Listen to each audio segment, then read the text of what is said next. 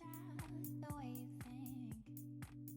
But after the years of daydreaming, I found someone who makes me feel. Someone who gives my life meaning.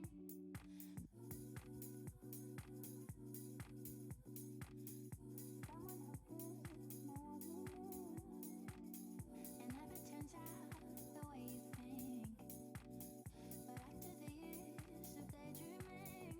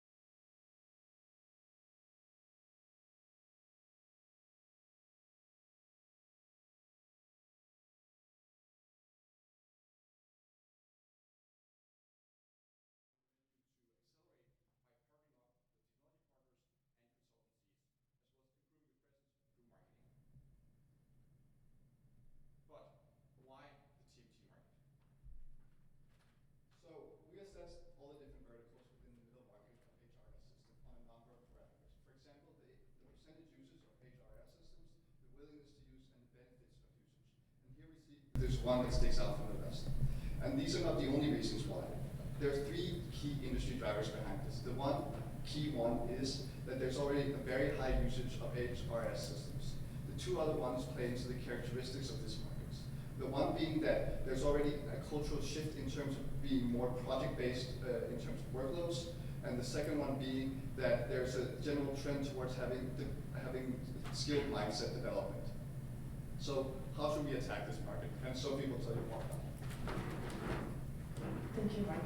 So in order to really advance your studies and cater specifically towards the telecommunication, media, and technology sector, we have identified key problems that needs to be solved within the different companies in this industry. Taking those of the most significance, for instance, taking requiring, we see that 46% of all recruiters are finding it hard to find the right recruit. Looking at the business performances, we see that 75% don't know how to fully utilize the HR data to provide business insights. Therefore, taking your current offerings, how do these enter into the questions posed? And here it becomes evident that only 3 of the key questions are actually answered, leaving 2 unanswered. And this is why we recommend to you to introduce 2 new features, recruit it and combine it. Thank you. So VCA wants to help companies make the right decisions. One of the most important decisions is who to hire. That's why we recommend the feature Recruit It, a way for companies to actually look at candidates and assess whether or not they will be a strategic and perfect fit for their companies before hiring them, enabling the decision makers to never make the wrong choice and always have the right hires. So this will be done using predictive features, especially looking at predictive skill compatibility, as well as combining it with a clean and simple interface, allowing businesses of different sizes, and even though they don't have the technical capabilities, to really derive valuable insights from this data, as well as make unbiased choices.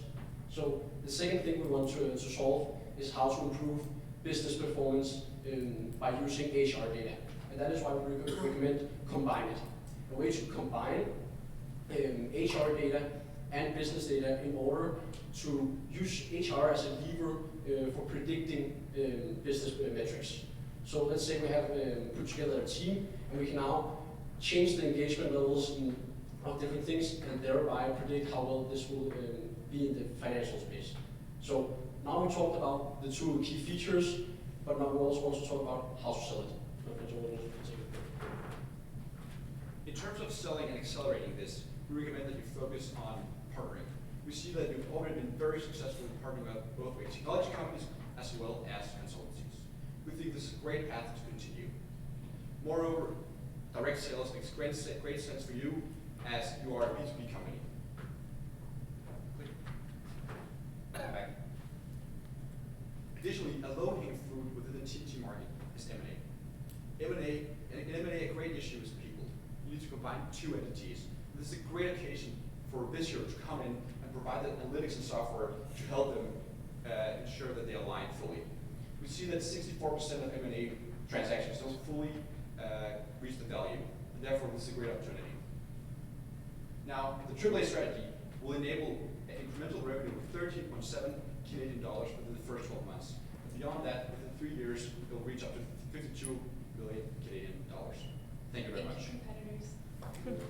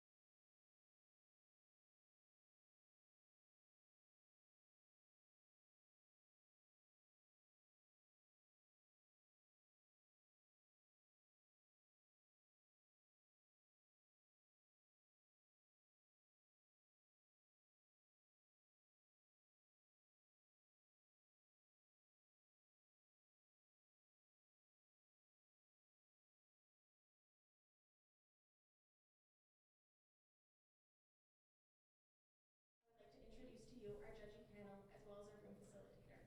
Starting off with our room facilitator, I'd like to introduce to you Dr. Peter Tingling, Associate Dean of Undergraduate Programs at the SFU Beatty School of Business.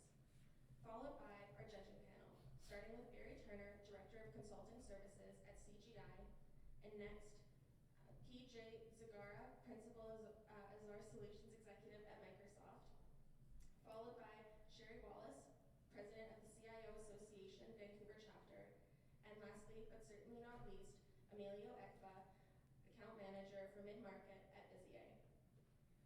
We are excited for your presentations to begin, but before we start, we would like to remind you of some presentation guidelines.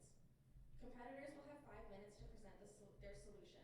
At the conclusion of your presentations, judges will not have time for any question and answer, and competitors are not permitted to continue speaking even if the timer ends when they are mid-sentence.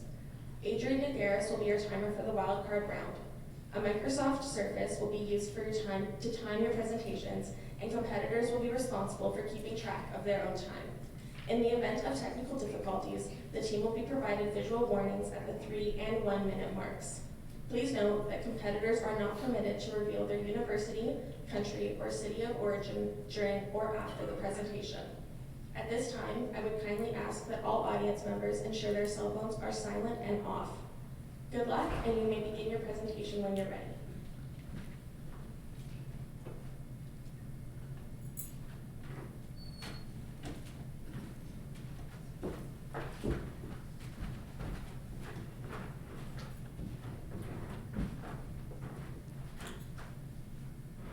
Till now, you have outsmarted, outperformed. Now you need to outlast. Our objective is to enter the mid-market quickly and sustain competitive advantage within the industry, leading to long-term value. In doing so, we have identified some key challenges. The first being low HRS penetration due to target firm financial constraints. The next being an increasingly saturated market, which has caused competitive landscapes. And continuing on, we have also seen evolving technology landscapes making switching costs low, making it easy for competitors to also join the space. To combat this, we want to incorporate existing partners to mitigate development and implementation costs, and also leverage Vizier's mid-market solutions. And finally, we want to hone in on the value proposition of comprehensive organization platform integration. When looking at which vertical to enter into, we examined these 6 plus nonprofits. We wanted to look at its industry growth, the competition, legal obstacles, the speed of adoption, and whether or not Vizier's partners were ready in this market. We found that nonprofit would be the best choice to enter into. Now, for a Canadian company, it seems like it would make sense for them to enter into the Canadian market. However, the United States market for mid-sized nonprofits is actually bigger, and Vizier's partners are already in the United States. Specifically, there are over 70,000 mid-sized nonprofits in the US, with over a third of them in the healthcare adjacent space, which we first plan to enter. And around 10,000 are looking into improving their data management services. And this number is expected to grow by 30% in the next 2 years. Vizier can bring its value proposition of human data analytics solution to the mid-sized nonprofits where they have limited resources and can maximize them, such as donors, volunteers, and employees. Within the nonprofit health sector, it is important to identify the business and workforce questions in order to create a greater impact. Now, let's take a look into the functionalities themselves. Within the donors, you are able to create a story in order to acquire their support. And within the volunteers itself, you are able to engage with the volunteer retention in terms of metrics such as burnout and churn rate. This is essentially very, very correct and very impactful for the nonprofit itself, because essentially donors are revenues, and volunteers will be able to meet their labor level that private industries are not able to buy. With Vizier's attempt in order to create an organizational and actionable insights, Vizier will be able to create a footprint within these institutions. Now, how does this hold value? Thank you. So the value of short, sorry, the value of storytelling, at least in the nonprofit space, with its focus upon people over profit, is immediately valuable to your clients. To Vizier, to you, yes, the initial benefit will be minimal, about $700,000 in profit in the first year. However, that's buffered by a $4.5 million year one revenue, in which initial implementation costs eat the bulk of that profitability. Going forward, taking a look at the larger picture, you're looking at a 5-year NPV of $9 million. And it's important to note that that $9 million is in the US alone. And as you're already operating in over 50 countries, the international potential is significant. There's some risks, of course there's risks, that's the reason it's largely untapped, but I would like to highlight a few at this moment, specifically data privacy. One of the large concerns with that is there's some specific regulation relevant to nonprofit sectors. However, as there are numerous people analytic competitors within the enterprise scale space, it sets a precedent for Vizier's ability to succeed in the mid-market solution. Now, there's a few other ones I'm happy to go through, but for interest of time, I'd like to move on to implementation insights. We want to be able to adopt an approach leveraging our partners' existing space with a 5% client base within your partners already working in the nonprofit sector. On top of that, we're going to use that to develop relevant functional questions that relate to our specific donor and volunteer metrics, taking a two-pronged approach into implementation, leveraging our partners as well as offering a freemium model to entrench them within our solution and mitigate switching costs. We're going to take an agile approach, an iterative approach to the development of this, ensuring that we are continuing to provide significant value as we go forward. Ultimately, this addresses our three primary issues, with the financial constraints within the HRIS issues being mitigated as the nonprofits are 86% saturated on the HRIS system, and we're able to mitigate switching costs by ensuring cross-functional organization capabilities. Thank you. Presentation. Thank you.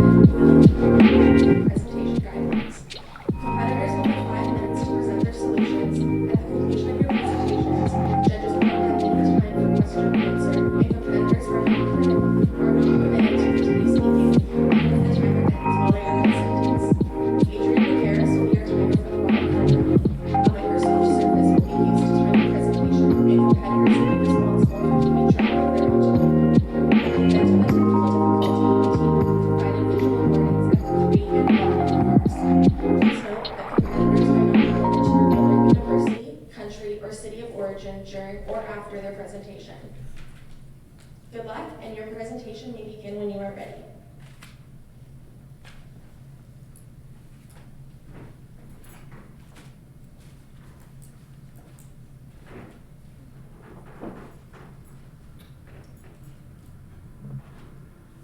Knowledge is power. Everyone's heard that. Jefferson said it. But what we don't know is the latter two-thirds of that quote, where Jefferson says, knowledge is power, knowledge is happiness, and knowledge is safety. See, the more information and access to information that everybody has, the greater society does as a whole. And that's exactly what the Vizier vision is. Learning from the past to understand the present and predict the future. We're Team Reverie. I'm David, this is Justin, Jordan, and Evan, and we're here to talk about the Vizier vision. Let's look at the environment real quick and understand that 40% of all companies experience turnover throughout the year. Additionally, you can see that there's an excess of $5 trillion that is spent on programs that cover the HR industry. Looking at what we can do to further Vizier, we can expand the hospitality industry and add additional functionalities through continuous vision, a program in which we use more prescriptive analytics instead of predictive to ensure a better future. And the result of that is an 11.2 million MPV with 32% IRR and additional functionalities for Vizier towards the future. So how did we arrive at the hospitality industry? The Deloitte report in 2018 mentioned that every time you hire a new employee, it costs roughly $4,000, and turnover is one of the highest concerns for hiring managers. So what we did was we compiled a list of data from each region of the United States and Canada and found which industries have the highest turnover. Of those industries, we compiled the top 4 shown here, which are leisure and hospitality, professional services, mining or trade, transport and utilities, and education and health services. Next, what we did is we compiled that data and looked at what the mid-market segment of those industries were, of which we found that the leisure and hospitality industry has the biggest room for impact and ability for growth with Vizier Vision. Moving on into our solution, we have 3 prongs: outsmarting, outperforming, and outlasting our competition. Outsmarting involves using our current data analytics tools and data pipelines to take multiple things into consideration. So not just the HRIS data, but also from market data, customer data, putting them all together. And also with this continuous vision, we're having a continuous improvement of our key business questions. So rather than just getting them at the start, we're going to keep asking our customers, how have these helped you with solutions? How have these gotten you more money? And if not, let's get different questions in here to see if these give you better results. We also have outperforming, which is using data journalism. As we've mentioned before, we want to focus more on prescriptive analytics rather than predictive to give our clients solutions, not just ideas. We want to actually help them give action into the future. And lastly, we have outlasting. And outlasting is combining the previous ones together as well as having real-time analytics. The real-time analytics will allow us to analyze things and allow our clients to react in real time rather than behind the others. So they'll be a step ahead of their competitors and allow them to outlast the competitors. This means that when the market goes downturn or some of those key business questions like retention and absenteeism have come into play, that we have solutions already prescribed for them on the dashboards. So they have ideas of when potentially the hospitality industry might be going down. These are solutions for you that we have already thought of. Going into kind of the continuous vision part of it, we also wanted to consider that we have real-time analytics, as I mentioned before, and combining them to get those key business questions. So we're kind of adding on to our additional functionalities by making this a continuous process. We're going to keep working with our clients and integrating with them to make sure that their key business questions are being answered, and we're solving some of those questions of getting greater customer service or guest satisfaction. As for the hospitality industry, that's the main factor in increasing revenues. So as for financials, we wanted to do a cost-benefit analysis. Some of our costs are development of the new capabilities and sales, and then some of our benefits are increased revenues from the subscriptions from the hospitality vertical that we're entering. This gave us, as we mentioned previously, $11.2 million in net present value, a 32% IRR, and additional functionalities. And you can see in the first year, we'll hit a break-even point. If you look up there, the first line is where we have our cash outflow. Second year, our benefits exceed our costs, and in the third year, our free cash flows the second year, our free cash flow should be exceeding our costs by then. Thank you.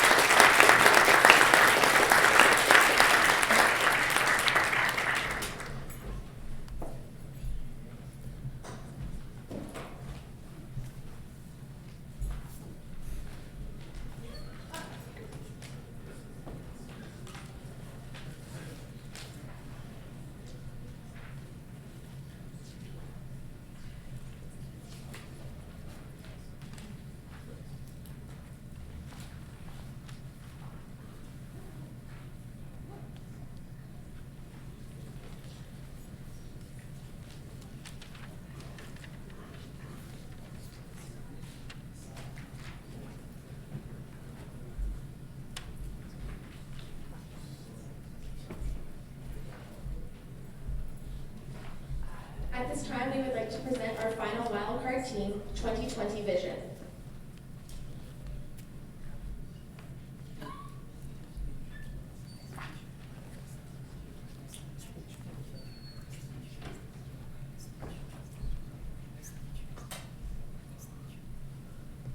Before we begin, we would like to remind the presenters of a few presentation guidelines. Competitors will have 5 minutes to present their solutions. At the conclusion of your presentations, judges will not have time for any question or answer, and competitors are not permitted to continue speaking, even if the time ends while they are mid-sentence. Adrian DeGaris will be your timer for the wildcard round. A Microsoft Surface will be used to time your presentations, and competitors will be responsible for keeping track of their own time. In the event of a technical difficulty, the team will be provided with visual warnings at the 3 and 1 minute marks. Please note that competitors are not permitted to reveal their university country or city or origin during or after the presentation. At this time, I would kindly ask all audience members to ensure their cell phones are off and silent. Good luck, and you may begin your presentation when you are ready.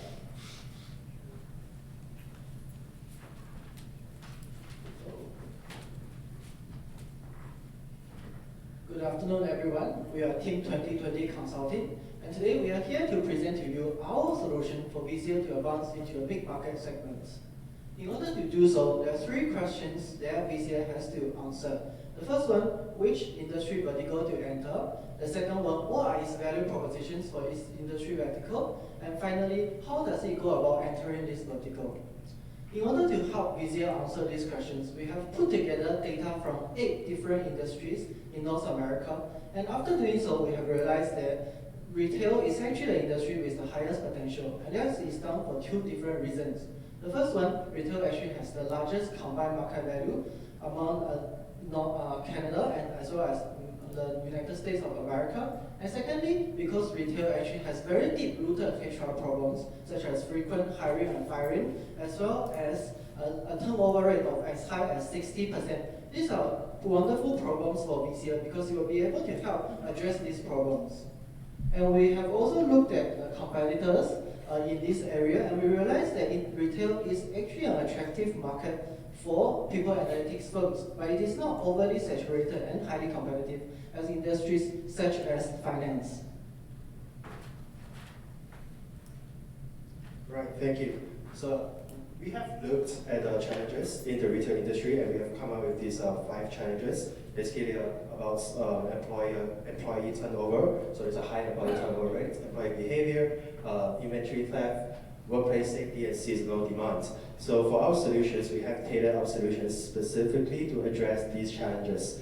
And here's our solution. So we call it the WAR solution. So what we want to do with this solution is that we want to move beyond what currently VCL is doing with just analyzing the situation and diagnosing the problem. We want to provide our clients with the ability to resolve the problems that they are facing. And how we're going to do it, let me go into that. Right, so the first one is our workplace schedule optimization. So in essence, what this does is that we can leverage our machine learning and optimization algorithms in order to find the best group to put into each shift, which will increase the workplace productivity as well as create a better workplace culture. And the second one is on advanced progression planning. Basically what that means is we have employee lifetime value matrix that will be generated through looking at the data that we have collected from the MI systems. And through that, we can determine which of the employers will be sent for advancement as well as upskilling opportunities. Basically, this will keep them more engaged in the company that currently they're with. And the last part 1 is our retention program. So what the retention program does is that we want to pay a fair compensation for all our employees. And how we're going to do that is again through the employee lifetime value matrix, which basically looks at how much value they can potentially generate in the future, as well as looking at industry benchmarks. And through this, we can determine the right amount of money to pay them. And basically, this one, we can see that our solution has managed to tackle all the challenges that we have talked about just now. So now let us look at how to actually go and sell to those retailers.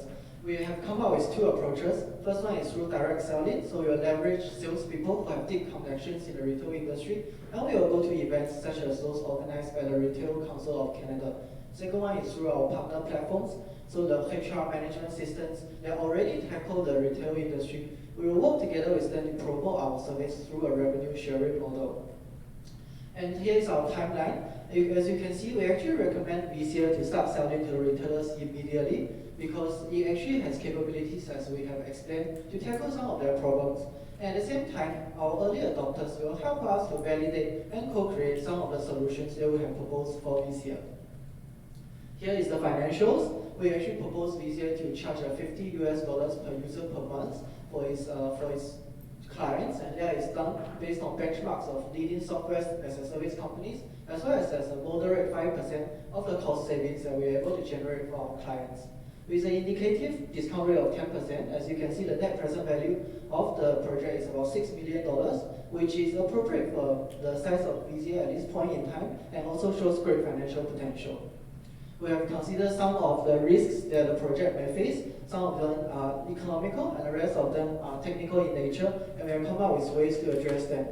So here's a summary of our presentation. We hope you have enjoyed it. Thank you very much.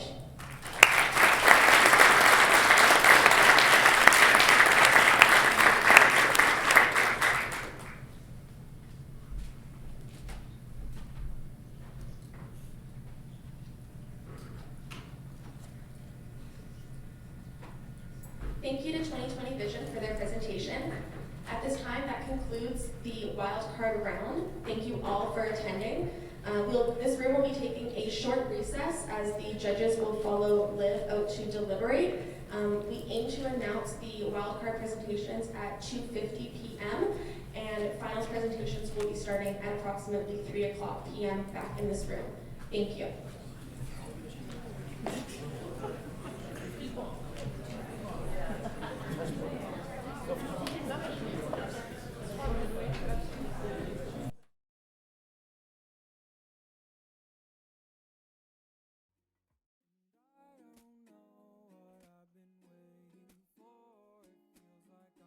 Always losing my way, I'm doubting every step I take. I know that everything finds its place, although I wish I knew where to. I guess I'll have to see it through, oh, through and through. Oh, through and through, I'll find my way to you, though I'll admit it may take me some time. Oh, through and through, oh, through and through, I will be there for you.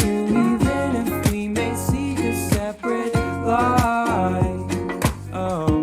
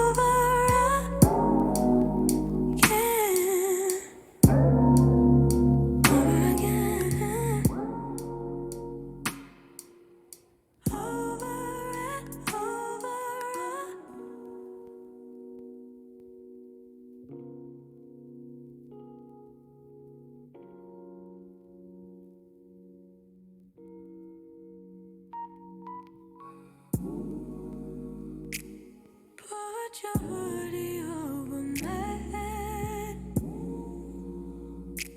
Stay and talk to me in my bed. Think we finally found the real thing, baby. I'm falling every day. Something came over me. I give you everything, over and over. I'm falling every day. Something came over me. I give you everything, over and over again. Over again. Over and over again. Over again. Over and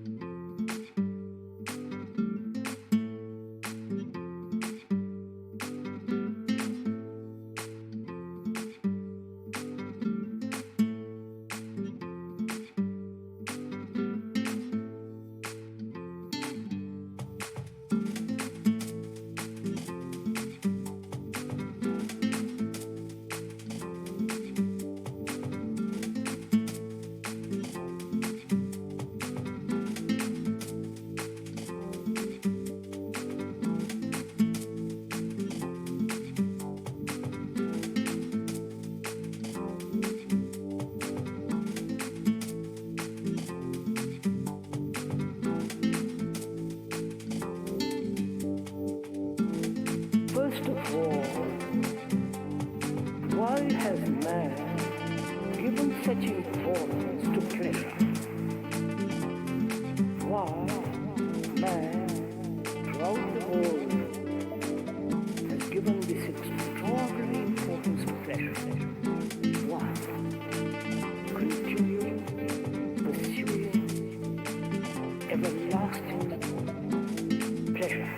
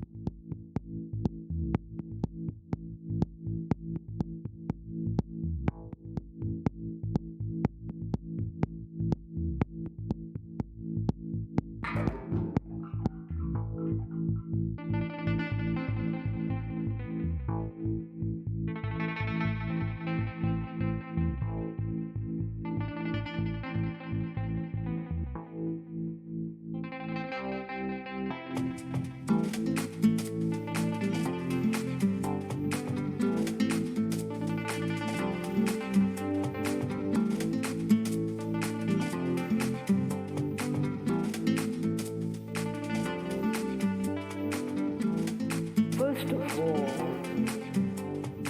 why has man given such importance to pleasure?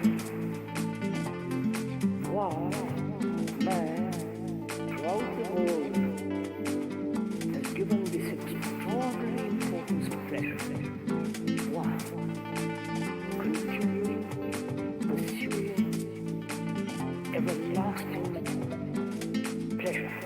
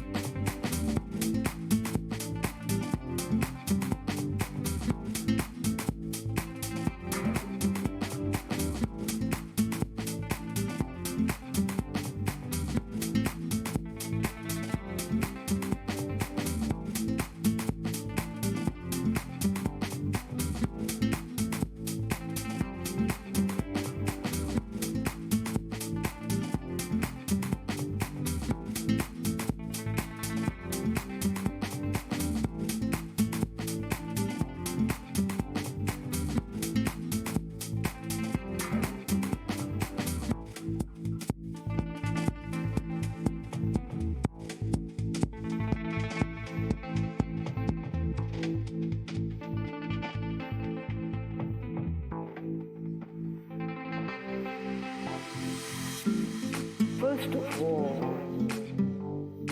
why has man given such importance to pleasure? Why man throughout the world has given this extraordinary importance to pleasure? Why continue pursuing everlasting pleasure?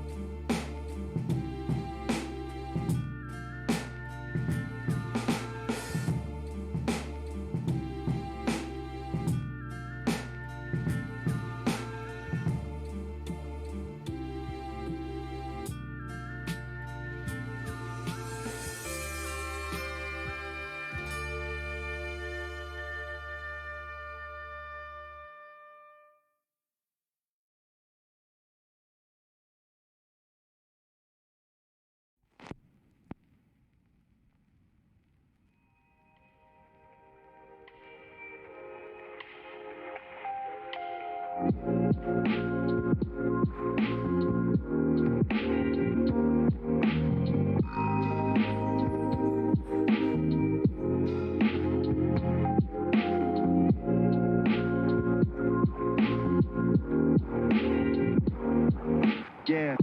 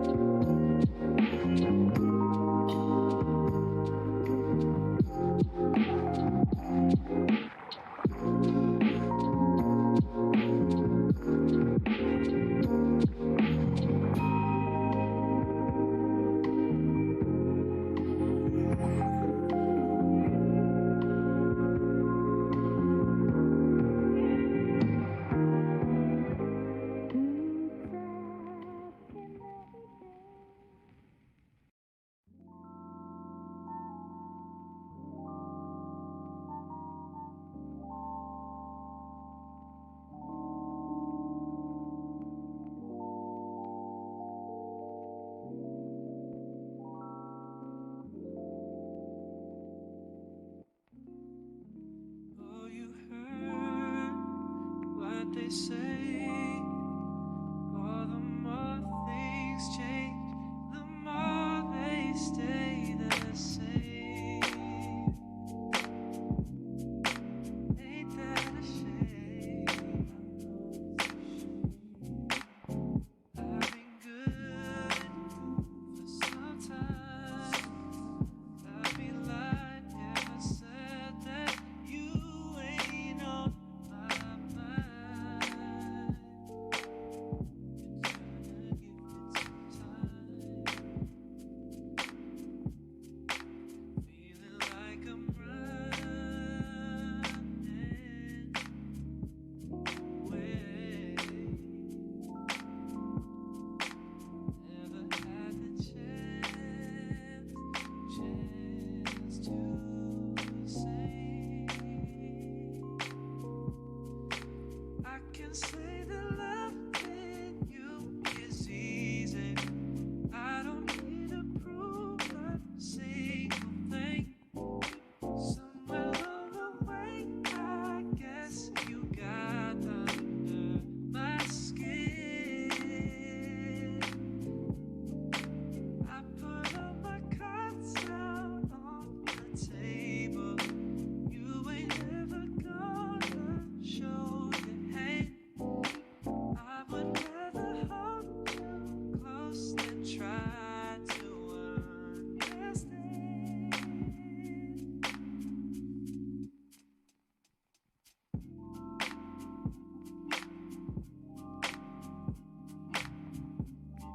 You know I gotta trust you.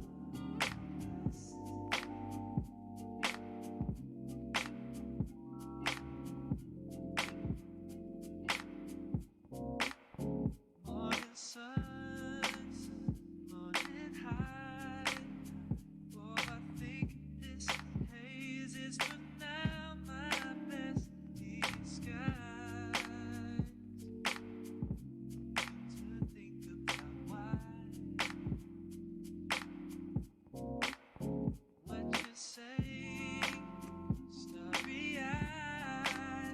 How you love to smile and watch the clouds reside.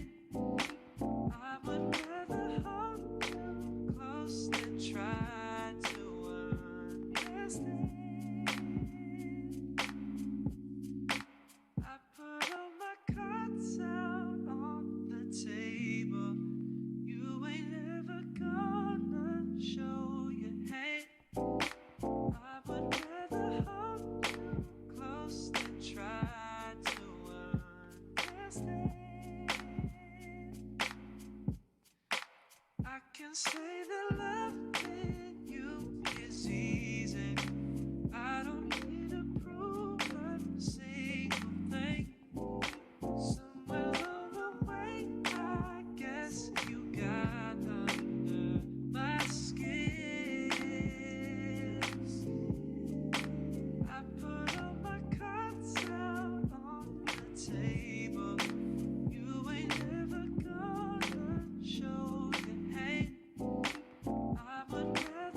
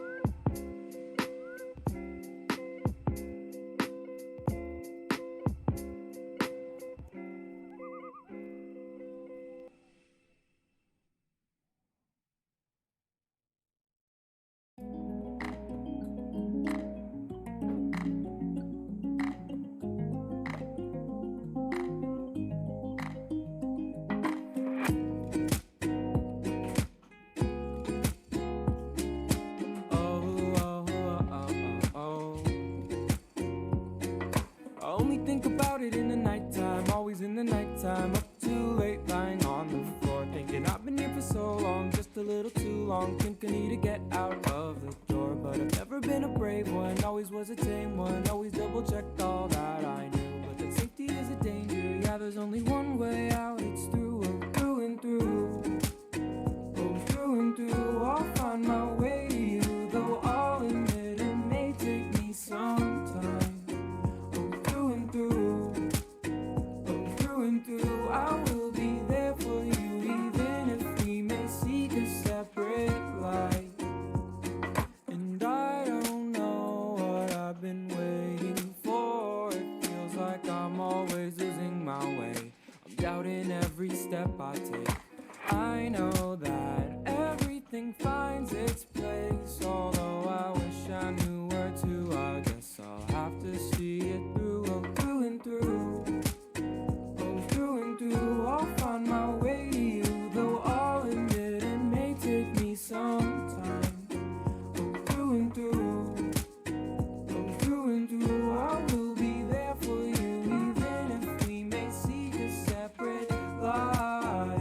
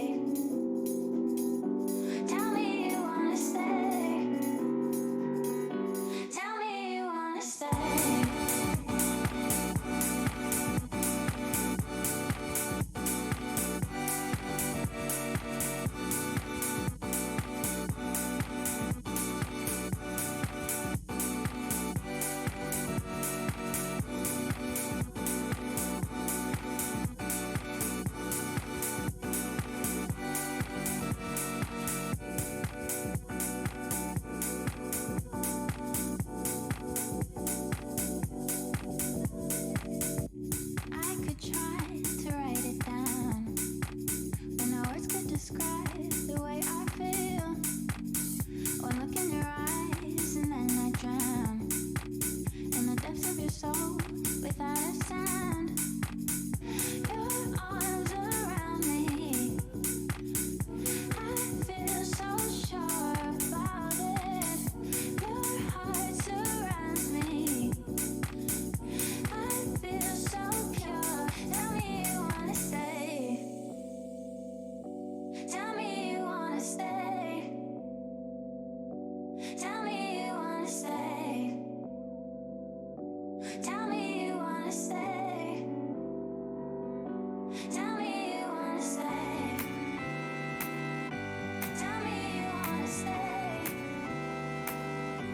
Tell me you wanna stay.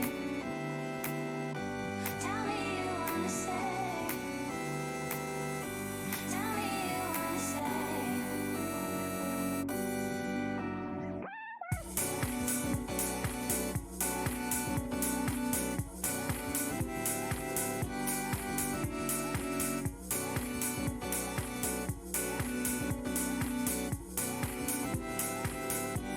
Tell me you wanna stay.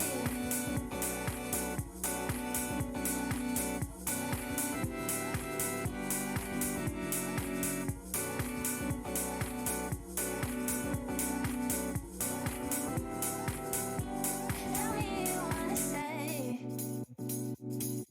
Tell me you wanna stay. Tell me you wanna stay. Tell me you wanna stay. Tell me you wanna stay.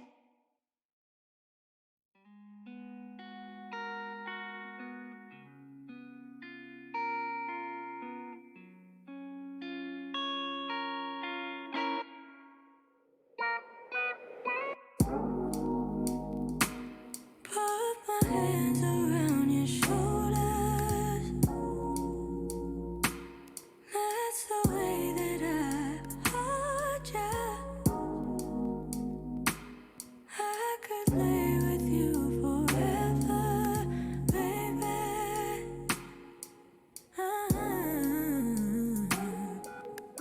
I'm falling every day. Something came over me. I give you everything, over and over. I'm falling every day. Something came over me. I give you everything, over and over again, over and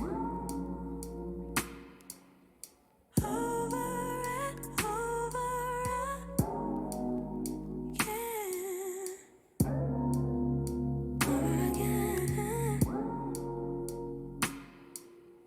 over and over.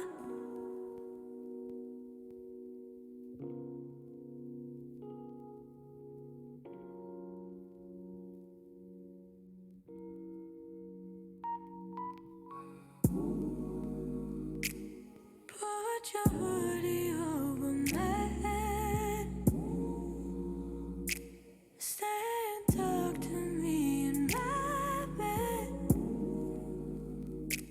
Think we finally found the real thing, baby.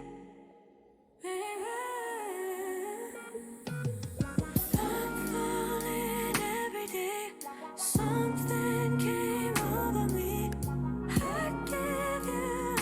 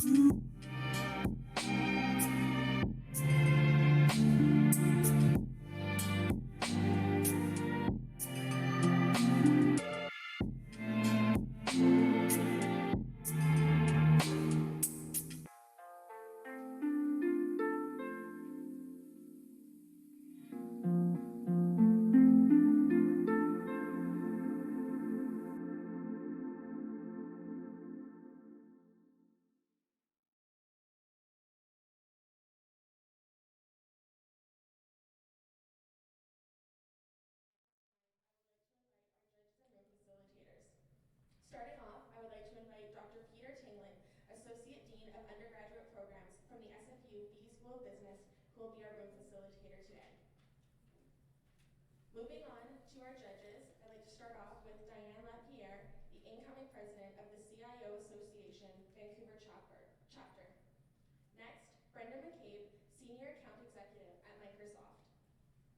Followed by Steve Penton, Director of Consulting Services at CGI.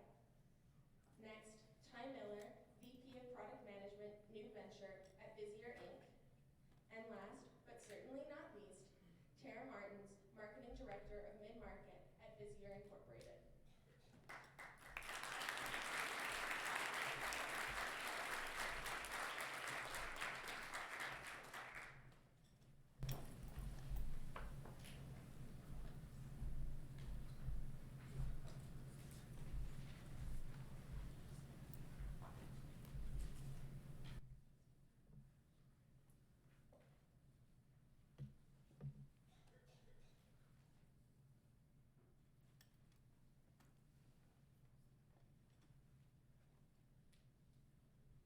At this time, I would like to welcome 2020 Consulting into the room.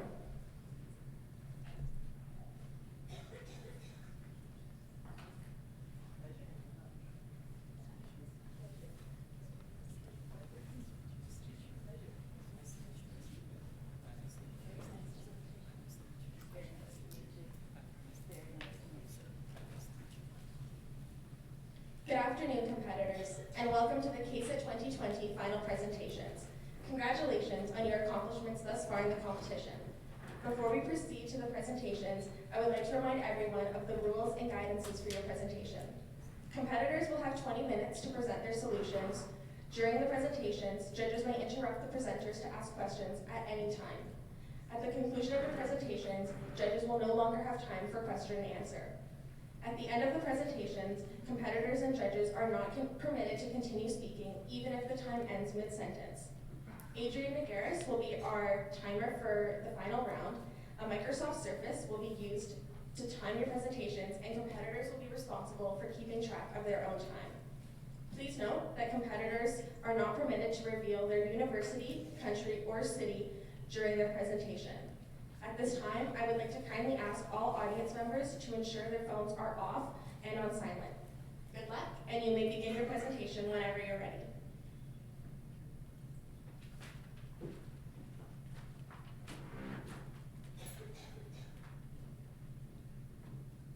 Good afternoon, everyone. We are Team 2020 Consulting. I'm Xuekai, this is Jen, Xiaowei, and Arthur. And today we are here to present to you our solution for VCA to advance into the mid-market segment. In order to advance into the mid-market segment, there are three key questions that VCA has to answer. The first one is which industry vertical to enter. The second one, what are its value propositions for that industry vertical. And finally, how does it actually do so? And our recommendations for VCA is actually to get into the retail industry, as you know. And we have come up with a WAR strategy for it to enhance its value propositions for the retail industry. And why WAR, as you might think of it at this point? This is because when we think of human resources, we actually thought of this quote. If you understand yourself and understand your enemy, you will never lose a battle. And human resources is always about understanding our own company, understanding our own strengths. And understanding of HR is where VCA comes in strong. We understand your vision to lead people analytics for business people. Because of this very insight, you have such an amazing solution to not just solve their HR challenges, but also to tell compelling stories, and also to enable them to build a healthier, more inclusive working environment. Right, sorry about that. Okay, so sorry for the dramatic pause. And yeah, okay, so and it is a great news for the mid-market actually that you want to extend your expertise to them, and especially now they are facing issues like using Excel spreadsheet, doing 6 hours of pivoting to actually find out just a simple HR insights.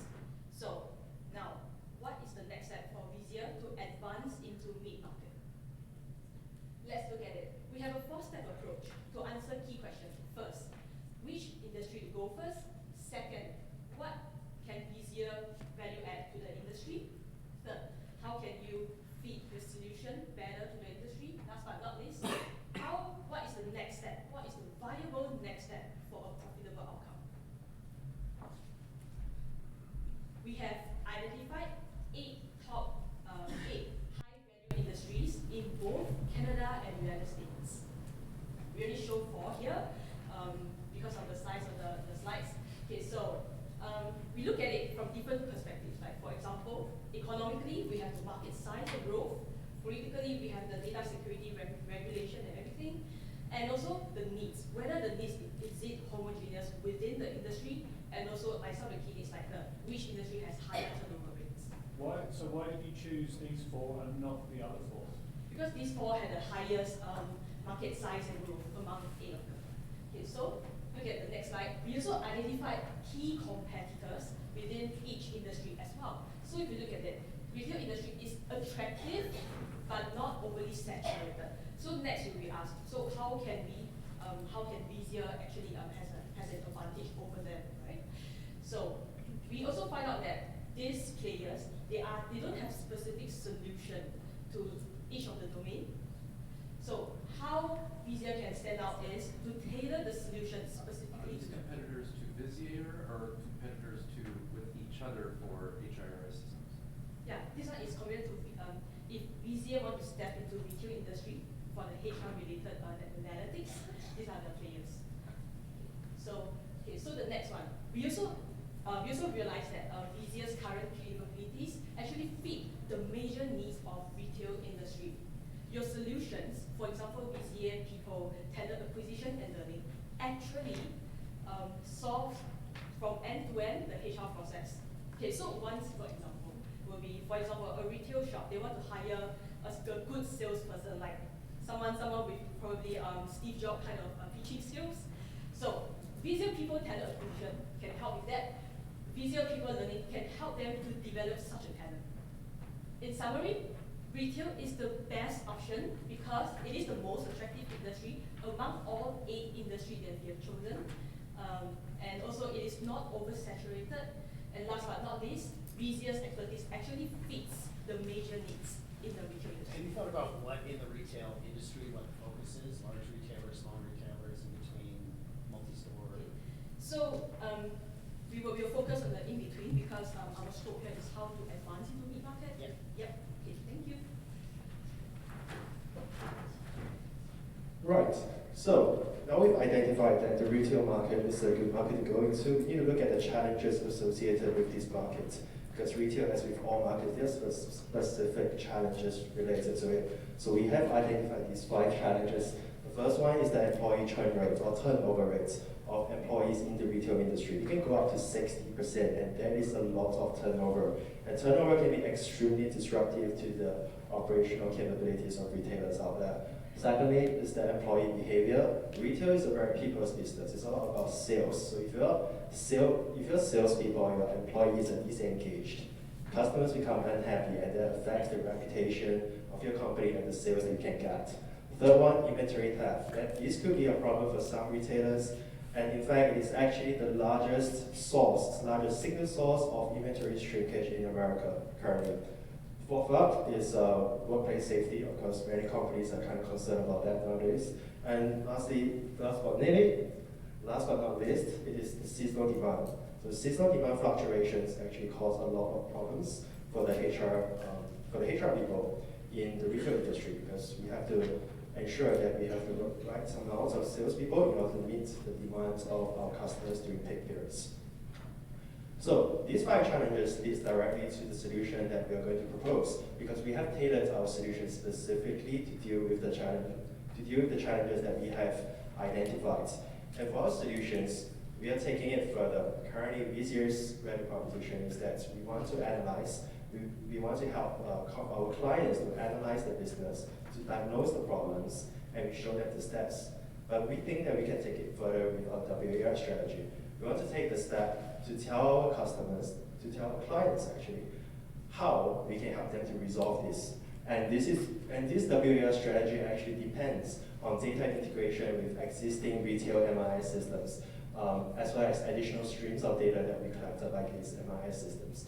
So how we're going to do that? Well, why we're going to do that actually, when we have the pool of data from the current retail MIS, as well as these new additional streams of data, we can then run analytics as well as prescriptive analytics in order to draw the insights, which will actually power our solutions. So moving into the first solution, workplace strategy optimization. So in essence, what this does is that we want to leverage our machine learning and optimization algorithms in order to do a smart scheduling system to boost productivity in the workforce. And how we're going to do that? The idea is that we want to group people who are the best suited to work with each other in the same group, which can in turn improve productivity, as you can see here. And basically having a healthy workplace culture will help to decrease employee turnover rate by as much as 40%, and it can also help us to adapt to employment seasonality trends, as well as reduce safety issues and inventory theft. So how are we going to implement this? Well, we have a 2-step approach. The first is we have all these data that we collected, right, from the MIS, as well as additional data that we're going to collect on employee feedback and employee peer evaluations of each other. So these will be, so we will run an adaptive clustering algorithm on it to generate an employee matrix. And based on this employee matrix, we know which are the employees that are okay with working with each other, or like which are the employees who have similar personalities, or like complementary basic skills that complement each other. And based on that, we can run an optimization to determine the best schedule of their shifts. So we group the right people together. And the optimization the optimization algorithm, could be done using off-the-shelf solutions such as Ruby optimization software, which is quite. So oftentimes the size of customers in the mid-market are, again, fairly small. Are you confident that there are enough employees that generate enough data to do an accurate level of clustering using predictive things you're talking about here? Yeah. So actually what we want to do, I think we understand that there's a small amount of people, but generally what we want to do with this clustering algorithm is that we want to make sure that the skills of each worker and the skills and experience of the workers in each shift complements each other. And this really doesn't, it doesn't matter like how many people you have in the company, because skills, usually nowadays when we do shadowing, they kind of have to do it manually. But what we're proposing is that we take over that everything with our algorithm, which could basically put people with complementary skills together in the same shift. So we reduce the amount of time that HR spends on shadowing. Right, so now moving on to the second one. So the second one will be actually the advanced progression planning. One of the key issues within the retail industry is that employees come here and then they realize that there's not much career progression. So our goal is actually to provide them with a way to evaluate how to see the value that employees can generate, and we do this through something called employee lifetime value curve. What exactly is the lifetime value curve as seen here? It's basically how much revenue an employee can generate over the entire lifetime of his employment within the company itself.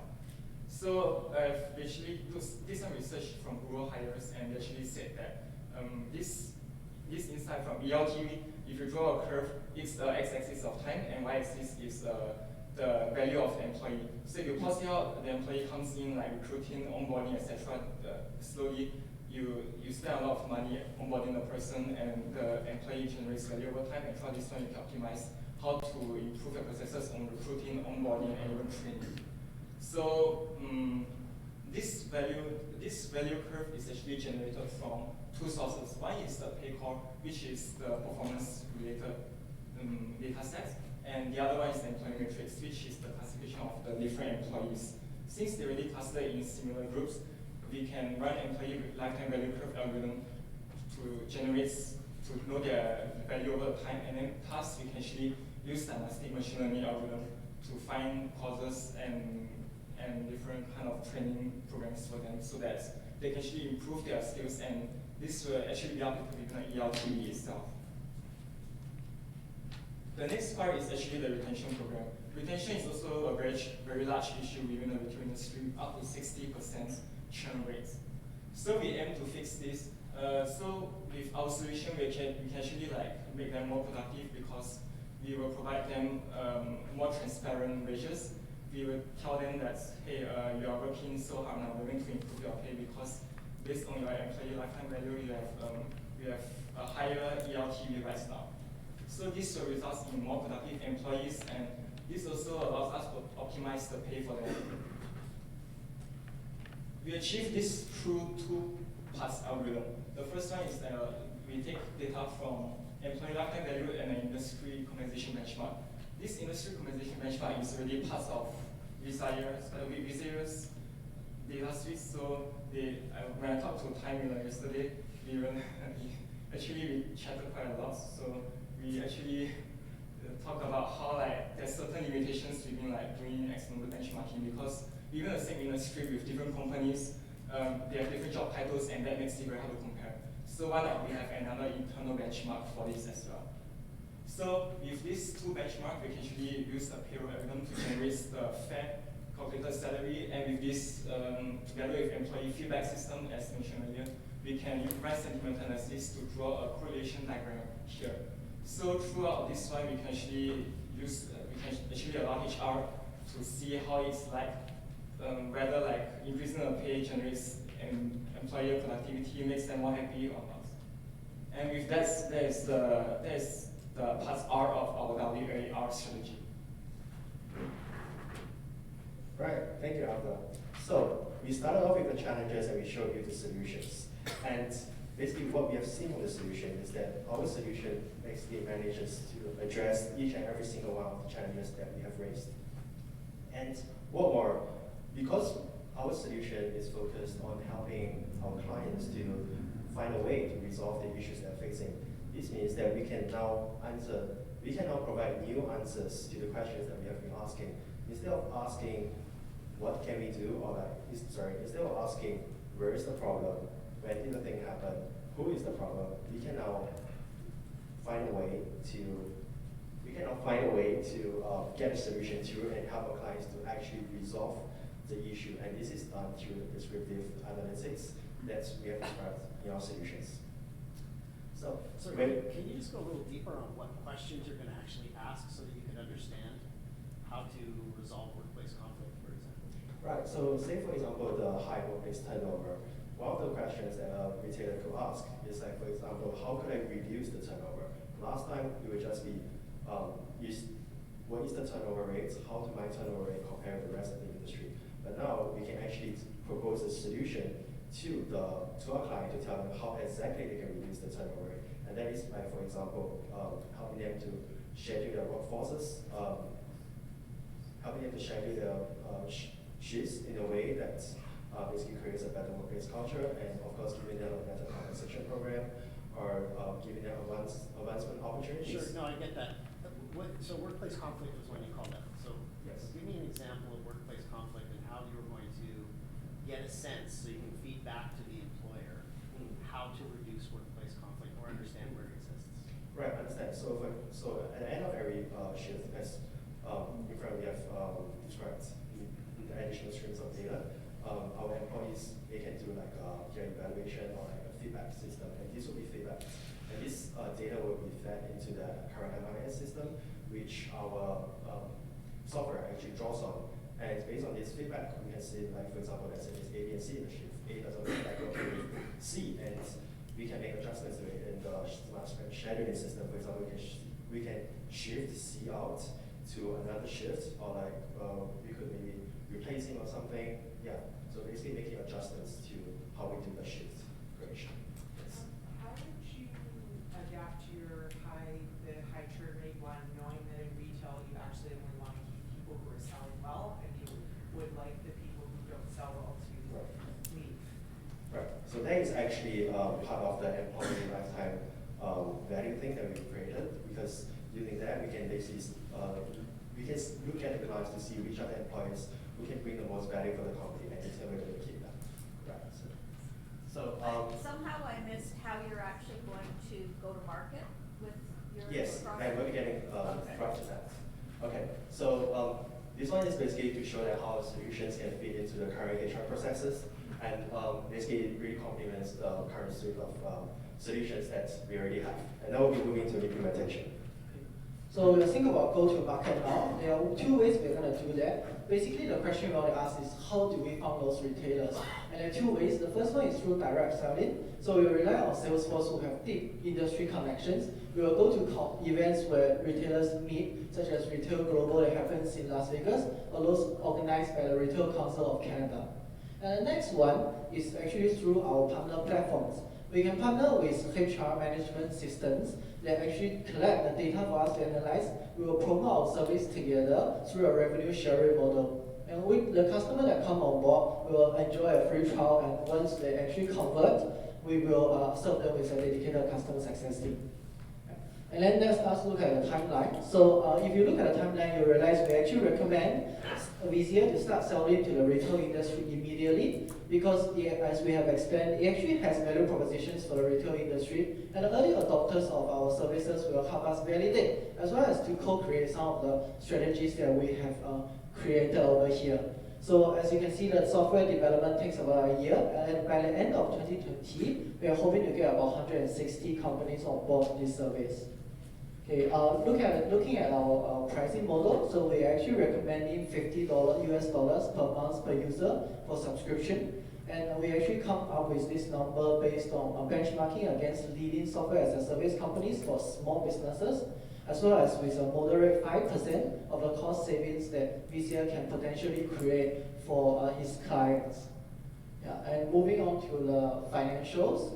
So the financials over here, as you can see, in the first year, it's natural that we will incur a loss because of the development. But in the second year onwards, as revenue and profits start to pick up, if you can see with an indicative 10% cost of capital, the net present value of this project actually is around $6 million, which we feel is, yes? Do you know the average revenue of a small or mid-sized business? Average revenue? For a small or mid-sized business in retail? Yes, okay, so if we will talk about, actually the range is a very large range. You can have from 100 employees all the way to 5,000. So the revenue can be from 10 million all the way to a few $100 million. Yes. Yeah. So we will do so by the number of HR people they have, and average number of HR per 100 employees is about 1.5. Yes. Yeah. So and we actually identify some of the risks of our plan. Most of them are economic, some of them are technological. We have provided some of the mitigation plans as well. So here's a summary of our presentation. We hope you have enjoyed it. Thank you very much.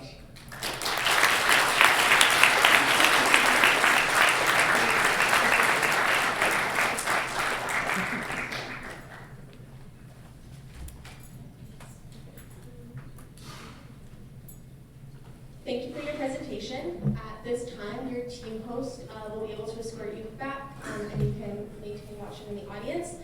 We're going to give the judges a few minutes just to write down some of their thoughts and scores, so we will be moving on to our second presentation in about 5 minutes.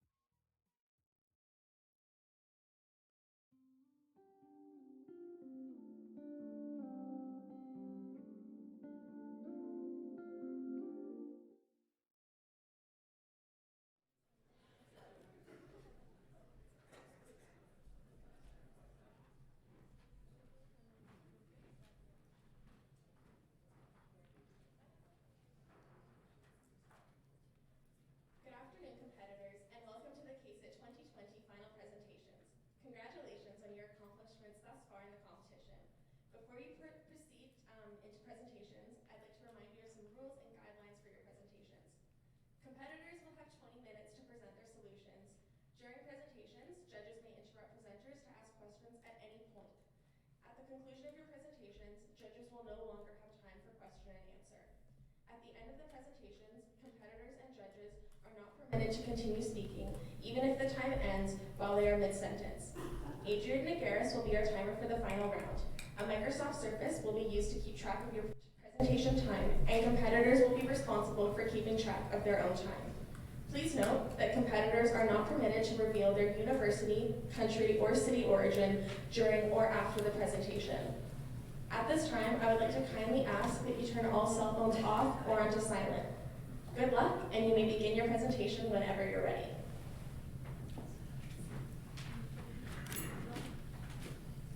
Good afternoon, everyone. Thank you so much for joining us. I'm Sean. I'm Lucy. I'm Claire. I'm Chris. And we're a data-driven consultancy. You're probably wondering why the tire is on that belt over there. But don't worry, we'll get back to that in due course. Today, we're here to present to you the future of Vision.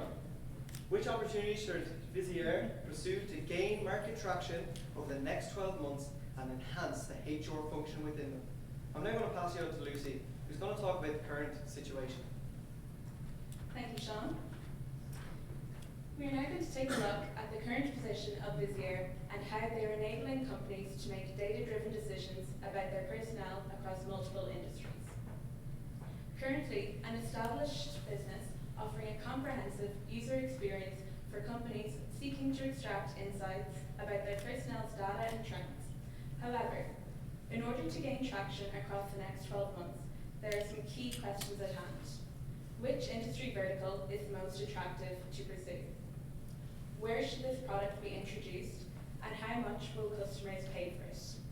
What will incentivize Visier's customers to buy this product, and therefore, what additional functionality is required?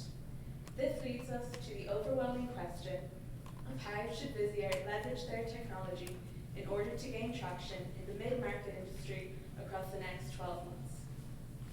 In order to answer these questions, we have taken a look at some possible alternatives for Visier to consider. These are manufacturing, education, and the hospitality industry. First, we need to take a look. Why did you choose those above all others? We wanted to choose industries that haven't been tapped into as much, and we thought there was a lot of benefits that could be reaped from education, manufacturing, and hospitality for personnel. So first we had to consider how easily implemented this can be over the next 12 months and what the potential for growth is in the markets. Go back just 1 second. What criteria did you use to determine how well these industries had been tapped into, not others? So we looked at market size, revenue, and we looked at competitors who specializes in these industries in HR. So with these industries, looking at competition, and looking at ease of entry was how the HR company specializes in these, growth potential as well, looking at where this industry will be in 10 years' time. Is it like specific to analytics in terms of market size? No, just HR in general. HR in general? Yeah. Okay. And so after evaluating these decision criteria, this led us to choosing the manufacturing industry due to the positivity in this market. Also due to the advancements of automation in the manufacturing industry, including Internet of Things and cloud computing. Therefore, we have decided to recommend that Visier should pursue the manufacturing industry vertical, focusing on Canada. I will now pass you back to Sean, who is going to further explore why this industry vertical is so attractive for Visier. So to build on our choice of manufacturing, we obviously needed to identify key concerns within manufacturing that Visier can tackle. So that's exactly what we did with our market analysis. What we found was 6.93 billion was the amount spent year on year in the recruitment process. What we also found was across employees, there was a 19% engagement rate, which is 12% below the average of engagement rates across other industries.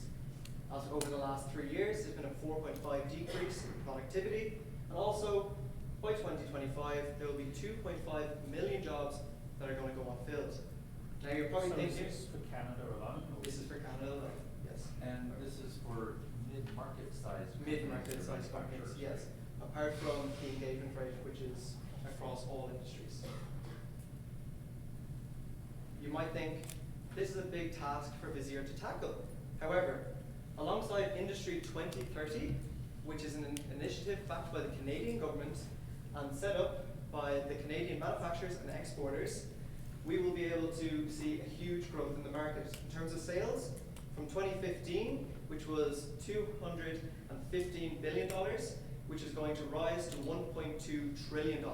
Also, we're going to see the creation of 4.1 million jobs in the industry. These manufacturing companies are going to want to gain the best employees, and they're going to want to retain them in this ever-growing competitive market. So what's the value proposition that Visier can bring to them? Number one, retention, through understanding their people through analytics. Improved talent acquisition, no longer looking in the dark, spending $6.93 billion on recruitment plans, finding the best employees for them. And higher productivity, which we'll touch on in just a second. Key questions that the Visier application should ask in this industry. Retention. Is there a correlation between retention and the employee role? Is there higher turnover rates in some employee roles and lower turnover rates? Talent acquisition. Is this process being optimized? Are we wasting time looking in areas where there's no employees? Are we getting the best employees? Maybe to the one that we're interested in, the productivity. Does our team selection methods optimize company productivity? This question is going to be answered through an additional functionality that we, as data-driven consultancy, believe should be rolled out to all Visier products. It's going to be based on using employee personality tests, and what we're going to do is run through machine learning methods to create optimal teams. We'll discuss this more in implementation. For now, I'm going to pass you off to Claire. Thanks, Sean. So we've just heard about the mid-market manufacturing industry and why Visier should pursue it in the next 12 months. But this is just another mountain for Visier to climb. And like any successful mountaineer, you're going to need the right gear and the right plan. So we're proud to present to you today the strategy which we believe will become the most successful mid-market manufacturing HR product in the market today. The snow tire strategy. This is a three-pronged strategy focused on partnership, promotion, and prediction. Visier is no stranger to partnership. It's partnered with technology companies like Insperity and consultancies like Accenture and Aon. But we would like to introduce you today to a new kind of partnership, a partnership with a trade union. The Canadian Manufacturers and Export Union have over 10,000 firms. We believe that this is the perfect entry point for Visier in this market. Secondly, we'd like to offer a free trial strategy. This will enable customers to use our products free of charge, and it will become much easier for our customers to get to know our product, but also trust the product. And finally, with our new feature, and as data analysts, we're incredibly excited about it. We want to enable the manufacturing industry to create optimized teams. We will do this through machine learning technologies, which will enable HR departments to accurately place personnel in the right teams. We can do this through personality tests, and the KPIs are already in place within the manufacturing firm. Can you talk a little bit more about the personality test? I was super interested in that. Cool. So this can go down one of two paths, and it's really down to the choice of the firm itself. We can sit down on our employees and take a personality test, or we can integrate it in throughout the years to come. So people mature, people grow, people have different interests. So as they mature, we want to be able to capture these personalities within the workplace. What if people don't want to be made to take a personality test? We believe that it will become so integrated, if they do so choose to, that they won't even really notice that they're taking a personality test. Products such as Office Vibes in the market today send out 5-minute surveys that are really quick to answer and only have 5 or 10 questions. We believe if we can integrate personality into these sorts of surveys, we'll be able to fully harness and understand our employees on a personality basis. And can you go just a little deeper what kinds of things you're trying to understand? We want to understand how best the team can operate. So there's different types of personalities across the different types of teams. And you don't want 5 or 10 leaders in the same team because they'll just be fighting all the time. You want to create a balance. You need to create a balance both for employee morale and productivity. Have you found any other areas where the CME is being used as a channel for software services? It's currently partnered with the likes of Accenture and other big name companies. So we believe that we can follow in their footsteps and gain the trust within the manufacturing industry the same way they have. And would you be recommending that Visio build its own analytics and tools to analyze the results of the personality profiles, or would they partner with another technology firm to do that? We believe that it is achievable in-house. We wanted to keep it in-house because it's a strong, sustainable competitive advantage. And if we were to outsource that, it would be available to other companies. Excuse me. Next slide, please, Tom. Yep, so I'd like to tell you a little bit about the Canadian manufacturing exporters. They are the voice of the community. They have over 10,000 members. 680 of those are mid-market enterprises. Excuse me. They advocate and have the best interests of all manufacturing firms at heart. By partnering with these people, we will be able to really gain trust within the manufacturing industry. I just wanted to highlight a few benefits as well that can be obtained through our free trial and subscription model. Do you know what the average size in terms of number of employees a mid-market manufacturing firm is? No, we just based it on the just all the American enterprises. The 1680 mid-market is really about 17% of all of the Canadian manufacturing exporter enterprises that are members. So why do you think they would want to partner with you given such a small percentage? Well, CME have the manufacturing industry at heart, and they're advocates for this industry. They're building this industry, so we're hoping that manufacturing companies will listen to them. But we analyze the manufacturing industry, and really they're crying out for HR solutions at the moment. That's why we chose it. So do you see moving beyond mid-market then into the larger organizations as well with Visier's other product, or? Well, it's absolutely a possibility, but we want to focus on traction over 12 months, and with that focus, we focus on the American industries. Just to highlight the benefits that come with free trial. Firstly, we'll lower the friction of conversion. If we have free users on our platform, we'll be able to understand exactly what type of users have been using our platform to its highest potential, and therefore will be most likely to convert into long-time subscribers. Secondly, having first-hand experience is something that you really can't buy.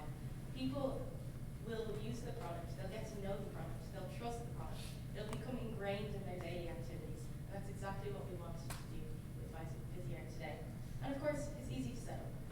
You can toggle on and off features as you so wish, but for the free trial, all you have to do is open up access to the new subscribers. One question on that, or comment. So it's easy to set up and it exists for customers, but there is a cost to Visier because it is software provided as a service. Have you taken into account the fact that you're doing something for free that costs? Yeah. Absolutely. As software as a service, it's easily scalable. So it's on the cloud and we can scale it up and down as it so chooses. That kind of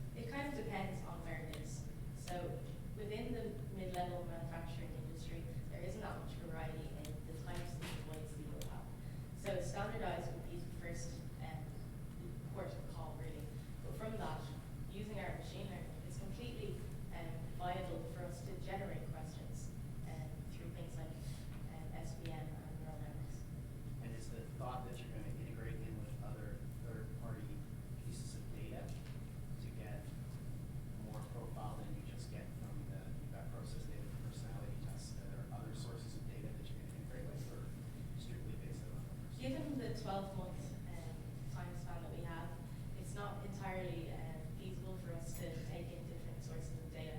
But of course, we could look into other things such as social media. There are open APIs for that, so it wouldn't be that hard to integrate that data.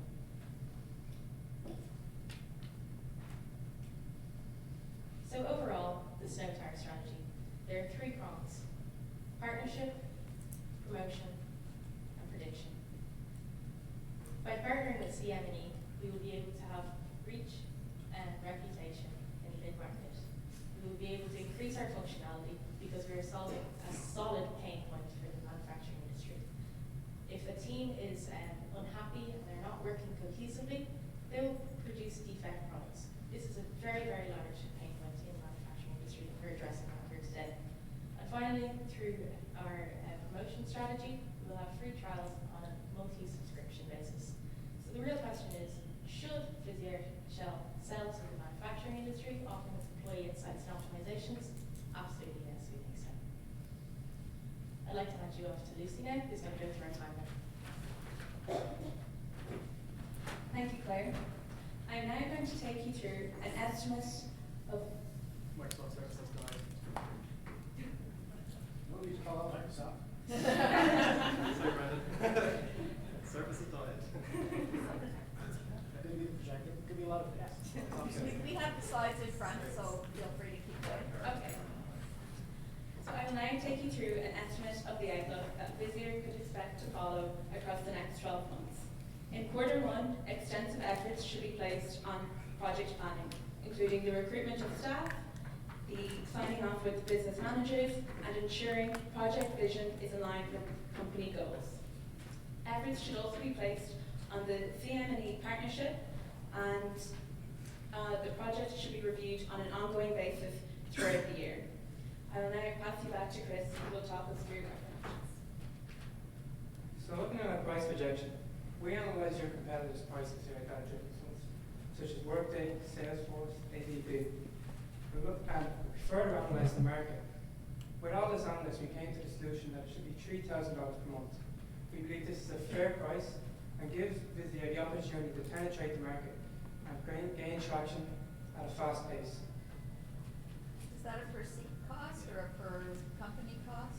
Per company. Per company, regardless of the number of licenses? Yeah. So what do you think your conversion rate is going to be? And we're hoping to take that into account with the trial services. So in our timeline, as you can see, we have a project review, and we're looking at this as a basis. So after 12 months, we can review how successful we are. What is your prediction for your financials of how many of the free memberships or free licensing will convert to paying customers? So I can go on to the next slide. So we have a number of 1,680, that's our target market, and of this, 876 we are hoping to convert. Convert to paying customers? To paying customers, yes. That's what, about 50%? Just above 50%, yes. What are the overall financials, the return predicted versus the cost? Yes, that's just in 2 slides. So how is this made possible? We have to hire 2 software engineers for maintenance and 3 after-sales supports. With an increased customer base comes increased maintenance needs. So altogether, on a yearly wage of $360,000. How will this all impact Visier? So Visier poses us the question: how will they gain traction over the next 12 months? Looking at the mid-market industry, 21,956, 14.4% of those are manufacturing companies, and 7.7 of those are represented by CM&E, totaling 1,860 companies. Of that, we analysed the market and judged the relationship of CM&E and their clients, and came to the conclusion of an increased market share of 4%, totaling 878 companies. With this, how does this financially benefit Visier? So with 876 new companies at a price of $3,000, we anticipated a worst case scenario of a 50% split on revenue with CM&E. And that came to our monthly revenue goals upcoming next year of $2,628,000. What are you basing your fixed costs on? setting up costs, hiring costs. So we have to hire new engineers and What about the after-sales cost support. of running the product on? Absolutely. That completes your presentation time. Thank you so much.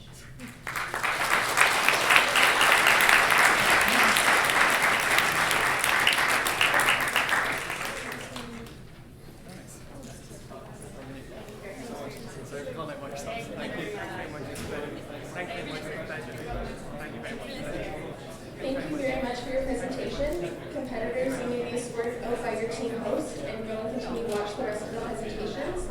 At this time, we're going to give the judges a few minutes to write down their thoughts and their scores. Thank you.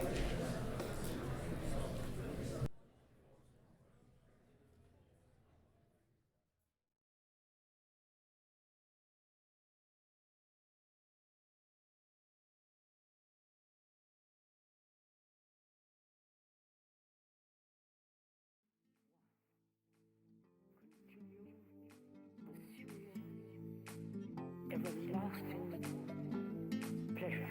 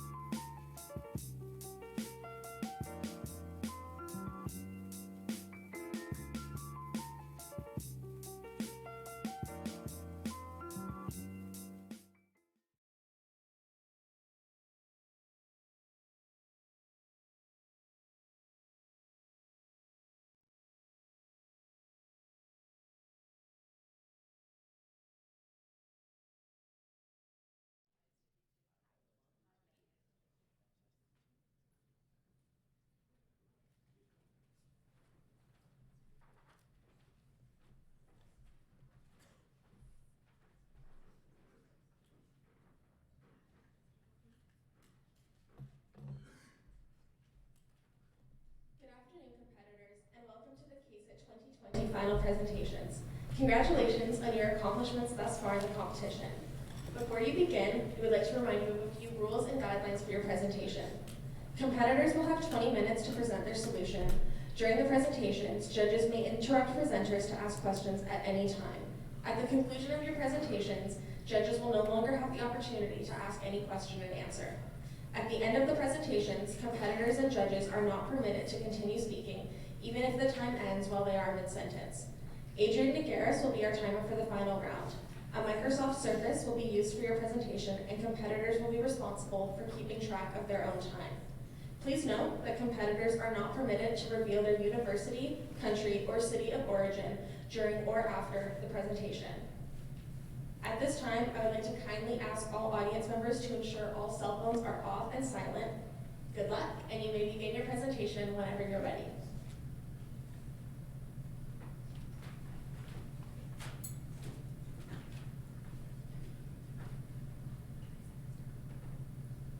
Good afternoon. We are Bluebird Consulting. My name is Elodie. Hi, I'm Sam. I'm Benj. And I'm Ani. And today we are here to share our solution on how to bring your people analytics software to the mid-market space. Taking a look at some HR and tech trends that we analyzed, 45% of mid-market companies in Canada shared that talent, recruiting, and retainment was a top concern for their companies. This, coupled with an increasingly competitive labor market, points to a demonstrated need for your people analytics software. And that brings us to the question that we're here to solve today. How can we bring your people analytics software and generate revenue for your company as if you expand to the mid-market space over the next 12 months? As we analyzed what industry that we would consider for our new vertical focus, we got to healthcare, energy, managing companies, and construction, because according to the US and Canadian Census Bureaus, we found that these industries compose the largest market share of the mid-market space. And for your reference, the more that a surface filled on our analysis, the more favorable that it would be for an expansion for your offerings. After considering the industry size, their willingness to pay for HR systems, the level of government regulation, and then additionally, the percentage of skilled labor in these industries, we found that the biggest opportunity lies in managing companies. Managing companies, as defined by the Census Bureau, is any company that operates or has a stake in another company, such as a private equity firm or a hedge fund. Taking us to our solution, we are proposing that you take your people analytics software and create tailored offerings for managing companies in the mid-market space. A process with which you are familiar when you're conducting analytics is taking a company's pain points, identifying any relevant data points that should be collected on those issues, and then finally delivering AI-powered predictive analytics to address those original pain points for the businesses themselves. Let's run through an example with a private equity firm. Imagine you are the head of the HR department at a private equity firm and you're looking to staff a new project. You want to continue to generate value for your company, so you want to maximize the productivity of your employees on that project. Let's pay attention to our first question. How can we, on the bottom right here, how can we maximize productivity of employees across work streams? So some data points that we might be collecting are the success rates of your managers of past projects to get a better understanding of their strengths in regard to industry or subject matter. Now, after analyzing those data points, we might get to any type of predicted solutions that would point to better allocating those managers to make sure that we're leveraging their strengths and helping to maximize employee productivity. Now, this process is something you're familiar with and something that we think that we can use to generate revenue for your company over the next 12 months. But that's just the short term. By having a long-term vision from day one, we think that we can continue to generate revenue in this vertical and other verticals once those 12 months are over. Bring us to our long-term plan for your technology investments, which we think should be in additional AI research, specifically deep learning. Your machine learning research right now is pointing to analytical solutions for problems that we know exist.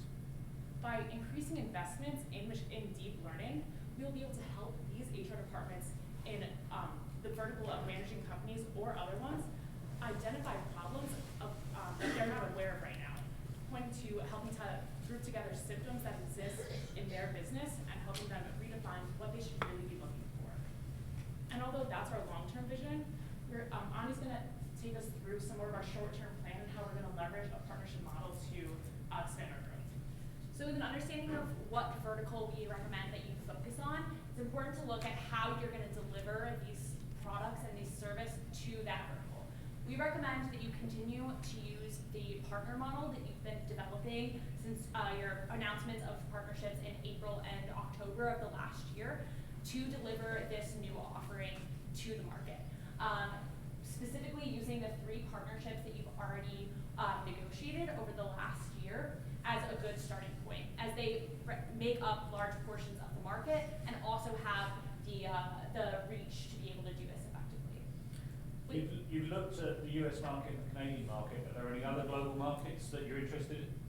We thought for the next 12 months, as you are a Vancouver-based company, focusing on North America would be more reasonable given the time frame. So diving into why this recommendation provides a high-quality path forward for your company, we've identified 3 key areas of insight. First, that these managing companies have an established need and also a willingness to pay for your offering, which makes them a very attractive first market to focus on in the mid-market space. Secondly, targeting these firms creates a path to scalability, both through the method of delivery and also through the industry vertical itself. And lastly, this is going to be financially feasible for your company in the short term.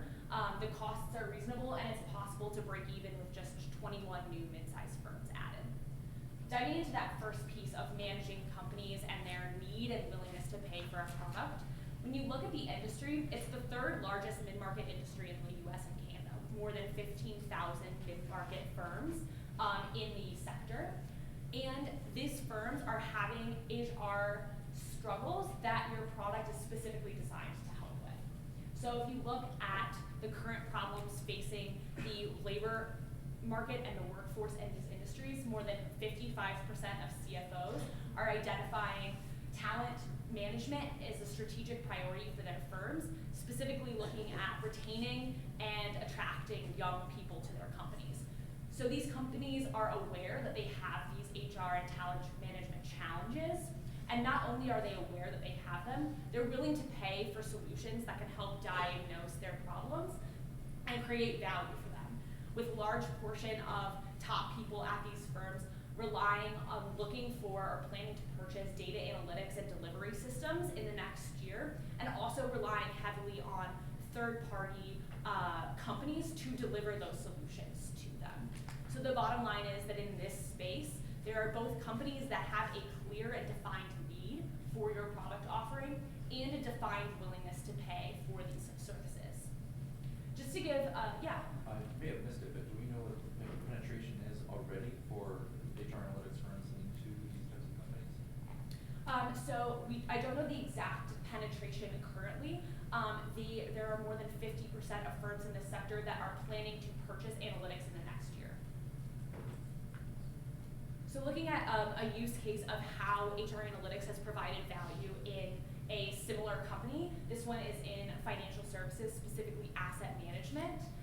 Orgview worked with Britam, which is an asset management company in South Africa and East Africa, on some of their organizational challenges. They were able to reduce employee labor costs by 23%, which benefited the company greatly. And then they were able to reduce the complexity of their organizational structure to create clear reporting and expectations for their workforce as well.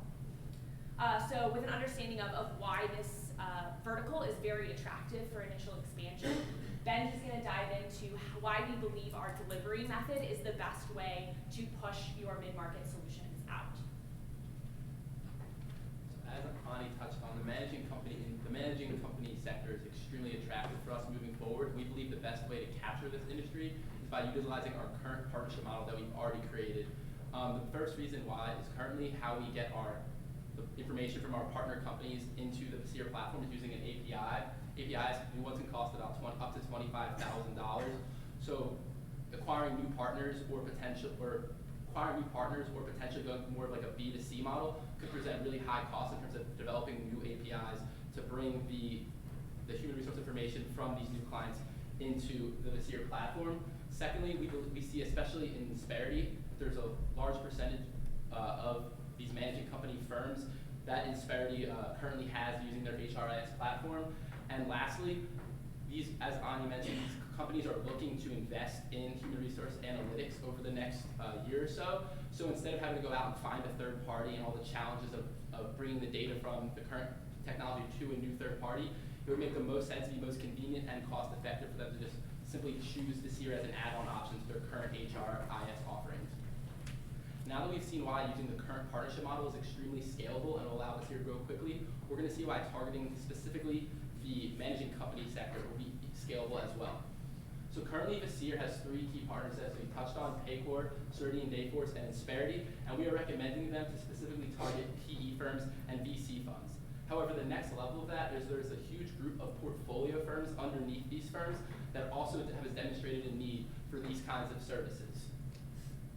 Besides being a giant pool of secondary clients, we believe that if we can demonstrate to the managers and the HR teams of these managing companies how beneficial the Vasir platform is for them, it'll make more sense for them to also push the Vasir platform out to their portfolio firms to help them solve some of their human capital problems as well. How much will this strategy rely on our partners to focus on these PEVC firms rather than all of their other customers? Yeah, so we think that they already have, like we said, a large portfolio of people that they're giving these sources to, some of them being PE and VC funds. We see this kind of just like a new marketing offering that they can say, if you're a PE or VC fund, here's a new offering that you can opt into. There's really not a ton of additional things they do. We already kind of have relationships with the partners, and the partners have relationships with the firms that are using them. So kind of jumping into the next part, we kind of see that a lot of the portfolio firms have some problems, such as either trying to grow rapidly or need some kind of change management to undergo. So they as well demonstrate the need for these kind of services that we're offering. So in the short run, we will focus mainly on the VC funds and the private equity firms in this next year. But in the long term, we think there's huge opportunity for scalability with their portfolio firms. And now that we've kind of touched on why the solution is so scalable, we're going to look at some of the financial implications the solution will have on Vasir in the next year.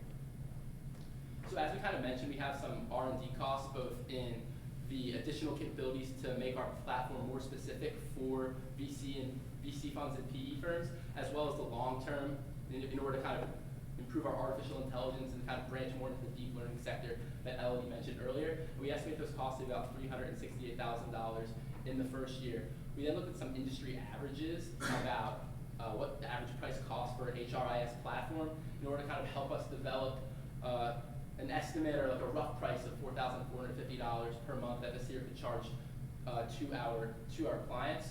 Some of the other inputs into this model, we assumed about a 75% gross margin.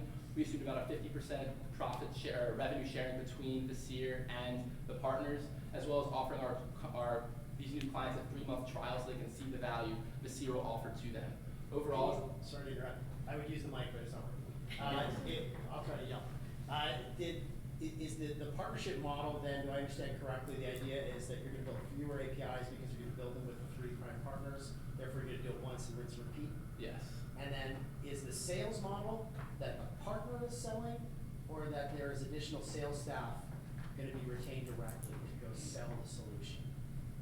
So how it's going to work is it's going to be the current sales staff that has relationships with these firms that they're currently selling to will then be able to say, here's a new additional offer that's tailored specifically to your in your sector. That kind of just like an add-on option in order to kind of get the analytics in place. Sorry, which sales staff are we talking about? The employees of the company or the partners? The partners that are going to do that, and then do they get a revenue share? And yeah, so where's that? Yeah, so in the bottom, there's a 50% very bottom, 50% revenue sharing between. So $4,450 to the customer, half of which is going to the partner, and half as a revenue share. Right, exactly. And so looking at this model, we came to about 21 new subscribers we need in this first year in order to break even. Using some rough estimates, we think we can acquire about 23 to 69 new clients in this first year, which would lead us to incremental profitability gains of $37,000 in our worst case scenario, and $848,000 in our best case scenario in just the first year. And as we kind of mentioned, as we scale to potentially in the future new partners or reaching out to these reaching out to the portfolio firms underneath the managing companies, we think there are really long-term growth, both for profits and revenues. So what percentage of your free month trials need to convert to paying customers in order to get to the numbers? Like what's the penetration rate of the market that you need to go out and attach to in the first year?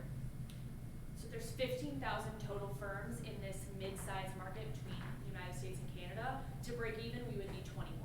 And to subscribe. 21 to subscribe, and how many relationships exist with the partner? Like what are you, so I get that that's the total market, but what are you going to target in order to get to 21, worst case? What are you gonna, how many are you gonna go out to in the first year? So I will not lie that private equity firms and VC funds are really stingy with their data. So it's hard to see exact numbers of how many use specifically Insperity, Ceridian, Dayforce, or Paycor. However, all three of those offerings have put out white papers of how to best serve private equity or VC clients.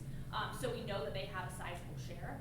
In terms of an exact percentage to get to do the trial versus converting to an actual subscription, like the specific percentage, I guess you would need at least 21 to take the free trial, and then the better you are at converting, the less work you have to do to get a percentage to subscribe. For the free trial, who's bearing the cost for the free trial? The partner or Visier? No. And is that included in the overall cost that you have?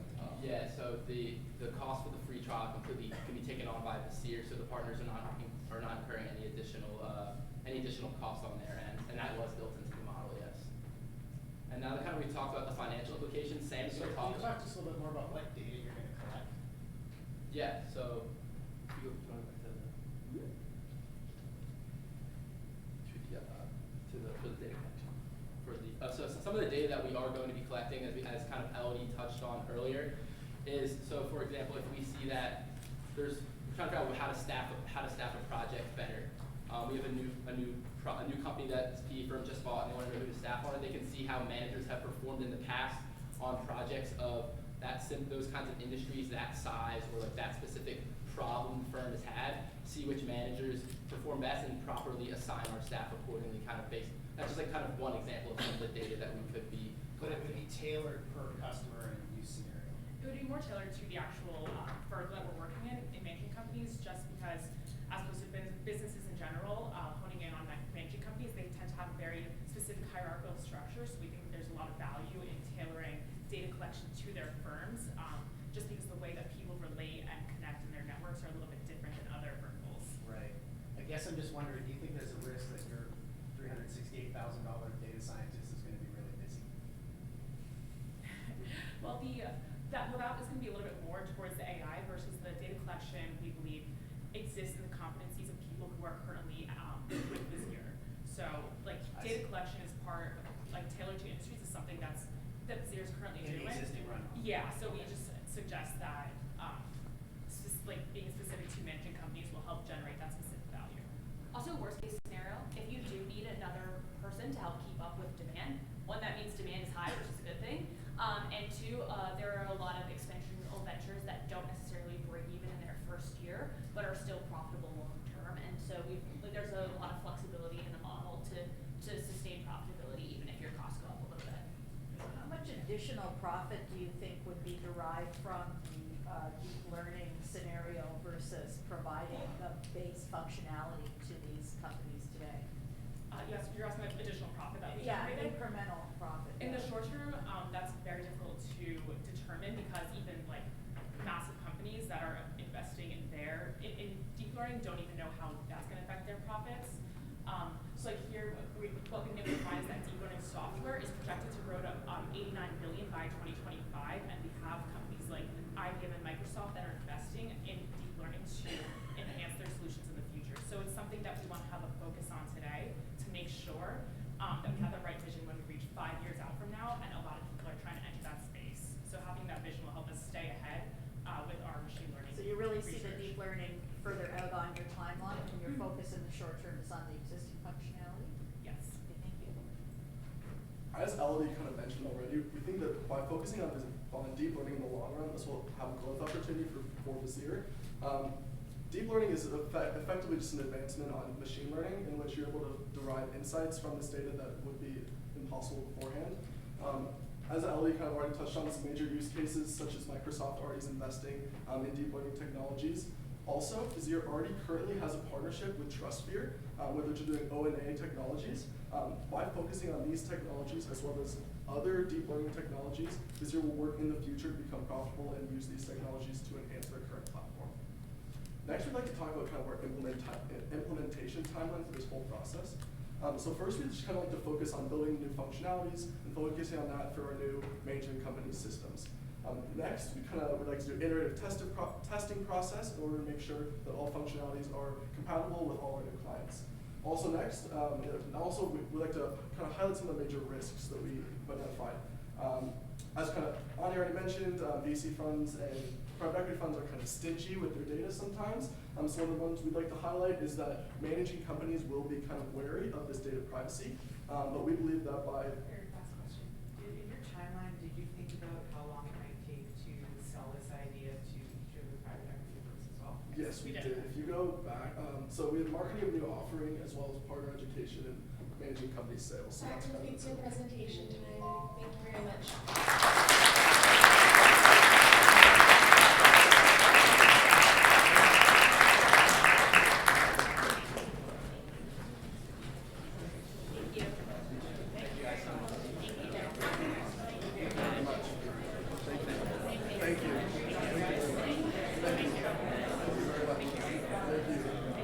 Thank you, Bloomberg Consulting, for your presentation.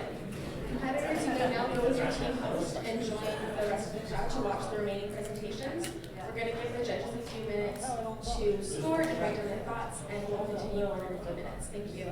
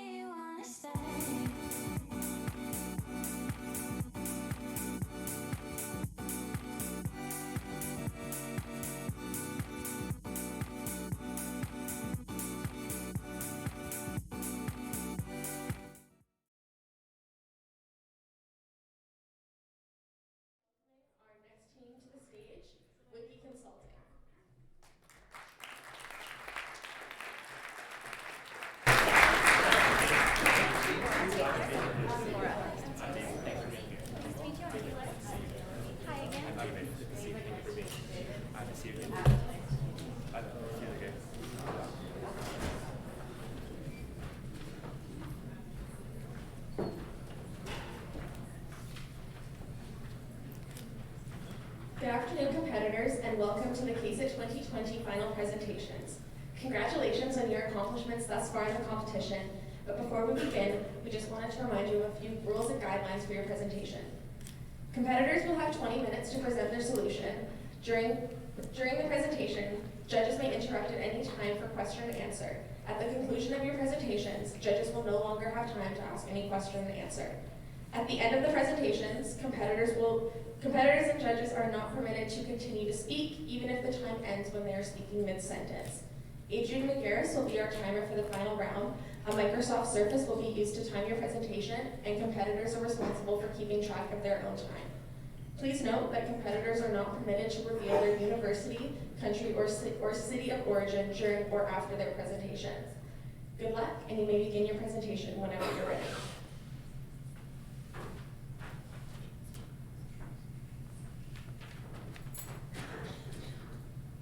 In the early 2000s, a revolutionary new technology emerged, where you could share videos with your friends, message them as well as comment on their profiles. 2 years later, an almost identical platform emerged. The first, Friendster, and the second, Facebook. This shows that no matter how good your product is, entering a market that is frankly not ready for you can be fatal for a company. Good afternoon, everybody. My name is Laura, and alongside my colleagues, Adam, David, and Taylor, are extremely excited to present to you our recommendations on how we believe we can time our entry into the tech mid-market industry, as well as how we can grow within this space. So the key question that we're here to answer today is that we need to identify a vertical that we should pursue as a company. This breaks down into 3 key issues. The first is that we need to identify the appropriate value proposition that we want to present this industry with. The second is we need to identify what questions and answers that we want to incorporate within our application. And the third is that we need to identify what additional functionalities we want to approach this vertical with. And before we're able to answer those questions, we need to understand who we are as a company and how do we exist within this space. And we are able to identify that we are a market leader within this space by identifying differentiators that have been commoditized, like the time to implementation, and differentiators that have been proven and effective to be sustainable. So these are chiefly addressing the barriers of use, enabling new insight, and our ability to make data human. Now, how do we apply this industry leadership in the industry that we identify? We can see that the technology sector actually lines up chiefly with our criteria that we've identified. And these are the total addressable market size, talent as a core asset to your firm, as well as the growth that we anticipate for this industry. However, we can see that this traditional snapshot industry analysis doesn't actually paint the full picture, and it lies in a deeper understanding and a deeper analysis. So if we take this timeline, for example, we're hinged on today, February 21st, at the beginning of the timeline. There exists some moment in time where your business becomes large enough for a software like Visure's to have a positive business value. So this is hinged on the fact that because we're a data aggregator, having a startup of 20 people might not make the business value positive, but having a company of maybe 200 people would. So we're going to call this time T activated. There also lies some point in time where the management of our company actually realizes that they should invest in this company. Just because as you scale, maybe HR analytics isn't top of mind and isn't a strategic incentive. So this time that we'll call T realized. Now the gap between when you actually realize the business value and then when the business value becomes online is what we're going to call the benefit perception gap. If we take a little step back, we can see that the technology sector actually presents the smallest difference between the benefit and the perception, mostly based on the fact that the technology sector is the most keen to adopt things like Visure, therefore making technology sector the most accessible for a mid-market strategy to be applied. Now if we look at the benefit perception gap one more time, we can see that in this situation, Visure actually has 2 foreseeable avenues of growth. The very first is that they can improve their core product offering, thereby making the benefit perception gap shift entirely, as the business value or the time that the business value comes online will be closer to today. This is what will create our first recommendation, which is our ability to create a prescriptive team staffing engine, thereby improving our current product offering. The second thing that Visure can do is that they can actually close this benefit perception gap through marketing or communication of more value. And this is where our second recommendation comes into play, where we'll design a market deployment and execution through a thorough sales strategy. So now I'll pass it over to my colleague Taylor, who will walk us through the first recommendation. All right, so our first recommendation is to create a prescriptive team staffing. So this would involve using Visier's current capabilities, then adding natural language processing, and then finally adding relational analytics. Now just to let you know, relational analytics is the study of how people interact, who talks to who within a workforce. So these together would create an easy-to-use platform that allows HR professionals and managers to make data-driven decisions when creating and staffing their teams. So is this a new set of features above and beyond the current feature set? Yes, so this would be an augmentation of the current offering, and we believe that it is feasible within the next year. So first, let's take a look at a case study. So our project manager, Karen, wants to create a team that has an understanding of certain tech coding languages like Python that will generate innovative ideas and that has previous app experience. So she'll go onto the platform. She can select the needs for her team, put in her budget, which would tie in with the current Visier's workforce planning capabilities, and then would generate a recommended team based on data insights. The team would be given a score to determine how successful they're likely to be in accomplishing their goals. And of course, to keep the human touch, Karen, the project manager, can swap out employees as she sees fit. So if Karen wanted to go and take a closer look at what this would at each individual employee, she can see an employee's past experience, some of their skills, as well as past projects, and most importantly, how they can add value to a specific team or project. Taking things one step further, the project manager can see how she can best help this employee succeed on these projects and in future projects, using prescriptive and predictive recommendations. So why should Visier offer prescriptive staffing technology? Well, for two reasons. First, the current offering specializes in individual as well as organization-wide insights. By offering relational analytics, we can understand the team and department level interactions.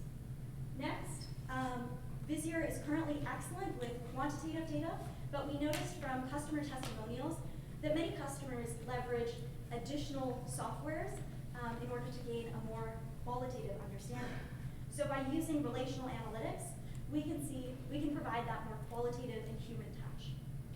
Together, this would create a more holistic understanding of a client's workforce through powerful data storytelling. So what insights can Visier generate? Well, there's lots of different things that we can get that would previously not be available using the current offering, and instead can augment what we already have. These would rely heavily on relational analytics. We can see, for example, where the silos of information are within an organization. We can see who is generating the most ideas, and we can also see who is the most influential across both business and tech departments. I have a question. Do you think a mid-market organization is actually going to be using all of the different technologies at the back for Visier to then pull all of this data from? Sure, let me get to that. So to get this data, we need to use three pieces of information. The first is using the existing insights, which are already available to Visier clients. The second is leveraging natural language processing to extract information from performance reviews and so on. And then the third, and this is the more complicated of the three, is relational analytics, which again is the study of the connectivity within a workforce, who talks to who, and so on. So to get this data, typically firms would have to do extensive surveys, which are time-consuming and expensive, whereas today we can use a concept called digital exhaust, which is essentially the leftover data from any online interaction. So an email train, a phone call, messaging on an app like Slack. We can then extract this data and analyze the metadata, so not revealing any information about the content of these messages, but merely who is talking to who. So these 6 key insights that I mentioned are just some of the things we can grab or understand using relational analytics. And they're not pulled off the top of our heads. Instead, a Harvard Business Review article has stated that we can consistently extract these 6 insights using relational analytics. Given I've covered this, I'll skip this. Can you talk a little bit about how you're going to tap into those relationship analytics? Yeah, absolutely, I can address that. So a lot of this data is available as the metadata of traditional communication. So let's take Slack as an example, since it's the prime form of communication for many tech firms, particularly at the mid-size space. So Slack actually allows you to download the full records of all the metadata that's going on within a firm. So that would include sort of all the data that's in hashed format of who's talking to who, the timestamps, the recipients, and the senders. And as the user of this information, you own it. And thankfully, especially thanks to some of the more recent privacy laws, many firms are actually mandated to offer this type of information. So we're confident that we're able to extract this information both from channels like email, Slack, Facebook Messenger, because of the nature that it would be available to us through things like privacy laws and our ownership of the data. Is your insight that over and above Slack, that those other channels are also offering that data up? So in the way that GDPR and such has been progressing, many of these firms are now moving to allow you to preemptively download the full scope of your data. For example, on Facebook today, you can easily go into the settings, and it's kind of hidden because they don't really want you to know that it's there, but you're able to download your data, and it would include everything that we mentioned. In fact, this is a real breakthrough for relational analytics, because previously, this was a type of information that was not readily available, but now is, thanks to developments in privacy. And organizationally, you're confident that that's going to be available as opposed to an individual? So we don't think that there would be a difference in what would be available to an individual or an organization as these privacy laws pertain. So downloading this information for relational analytics is relatively easy, but creating the algorithms and the processes to actually analyze it and creating natural language processing engines, there are companies that spend, the largest companies in the world spend billions of dollars on this.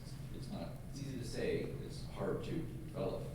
Do you have ideas on how much this is going to cost Visier to implement these technologies? We do.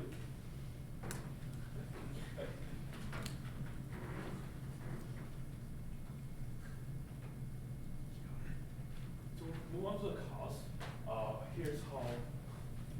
here are several major costs that we may incur with this incremental revenue, such as sales and marketing expense, and mostly software development and incremental G&A. And we bench that cost with other industry players such as Slack and Workday. I think Slack has over 351% and Workday has 116%. Although that cost may seem high in the beginning, as Workday near 122% of the revenue, but we see that cost the cost as percent of revenue to go down over time, and we'll be able to break even by the end of year 4. So we do think there's a lot of investment in such project, and we are investing in it, given that in the first couple of years, it is exceeding the revenue we receive from such services. Great. Let me just get back to where we were.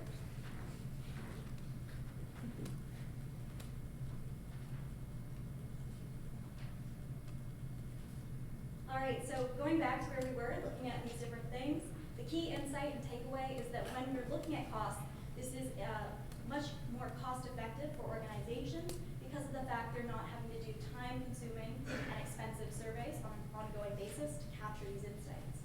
Instead, we're using digital exhaust, and the data already exists. So let's take a look at the back end of relational analytics. So each of these blue nodes represents a person within the organization, and the lines represent the relationships between employees. Without relational analytics, it's difficult to understand who is in contact with whom. So we can see each department, and then if we want, we can see who is connected across departments as well. So in this case, the red dots represent people who are key connectors across different departments. So if we wanted to create a highly cross-functional team that is capable of developing innovative ideas, as well as having influence across the organization, we now know who we need to choose to put on that team. This would all be in the back end, and instead, our project manager would have an easy-to-use platform to make these decisions for her. The benefits of this prescriptive technology allow firms to create more diverse and innovative teams.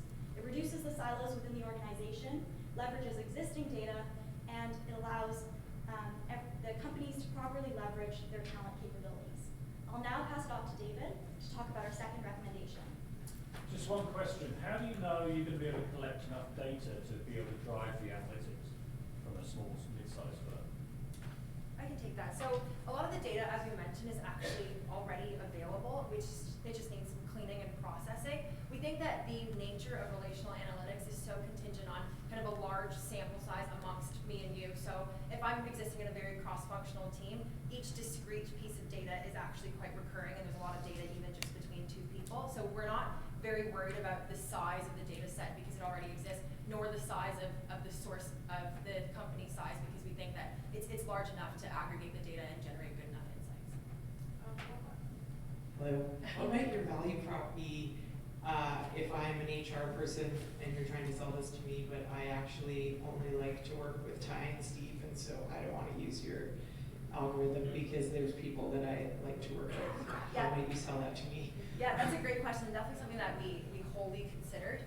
That's the kind of why we incorporated the ability to override the decisions made by the computer. I think as a team, we understand the marriage between kind of business experience, intuition, and data, and we want to really make sure that they're kind of working in tandem and being able to inform that.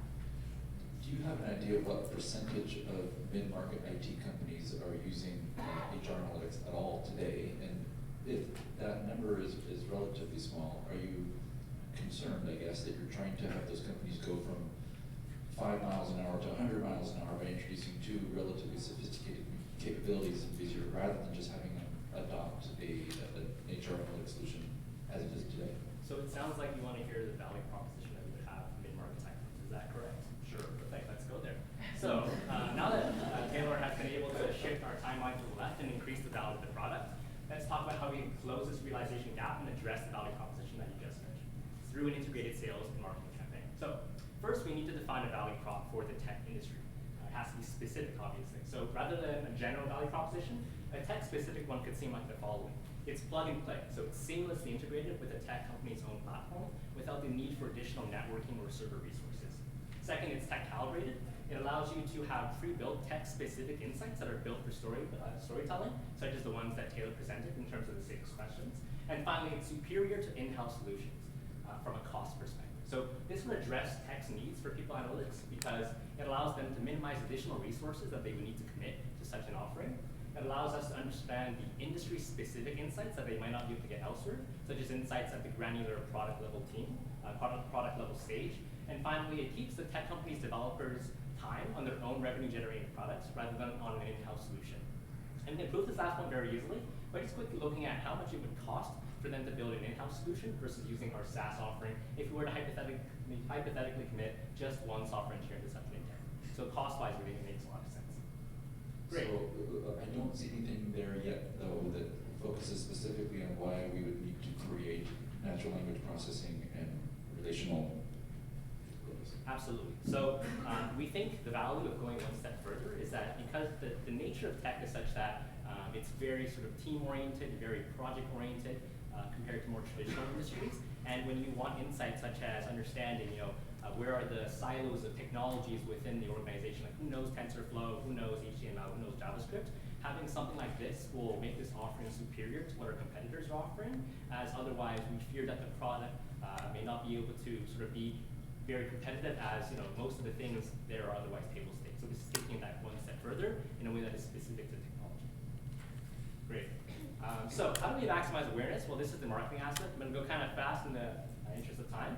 We'd like to seek intros from our own investors for executives of mid-market tech firms. We'd like to showcase our technology at industry conferences, and we want to invite executives to our own conference, the Outsmart one, as a business development opportunity. So let's take Summit Partners, for example. They'd be able to introduce us to a number of warm leads because of their connections to tech, obviously.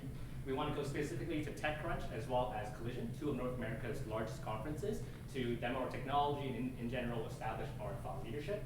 And finally, we run our own conference, Outsmart, on people analytics, and we want to invite the CTOs and the head of HRs to our own company as a business development opportunity at this conference. So this will allow us to close the gap between awareness and the realization of that business value. So how do we actually sell? Well, we think both a direct sales force as well as a partnership model is necessary. Direct sales is simply the bread and butter B2B software. There's no real getting around that. But the interesting piece is in the partnerships.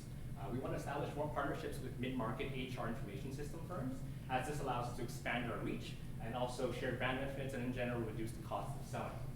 So our current partner network is very, very impressive, but we'd like to propose more, such as Paylocity, Paycom, Kronos, etc. And here's the criteria we use to assess them. So in general, this will allow us to close the gap on letting people actually pull the trigger on the solution. So what other mid-market opportunities exist beyond just tech? What's the sort of growth pathway, right? We think that financial services, legal firms, as well as healthcare will be very important, as they share a number of attractive characteristics, meaning that human capital is a core asset in their business model, and as such, creating willingness to pay.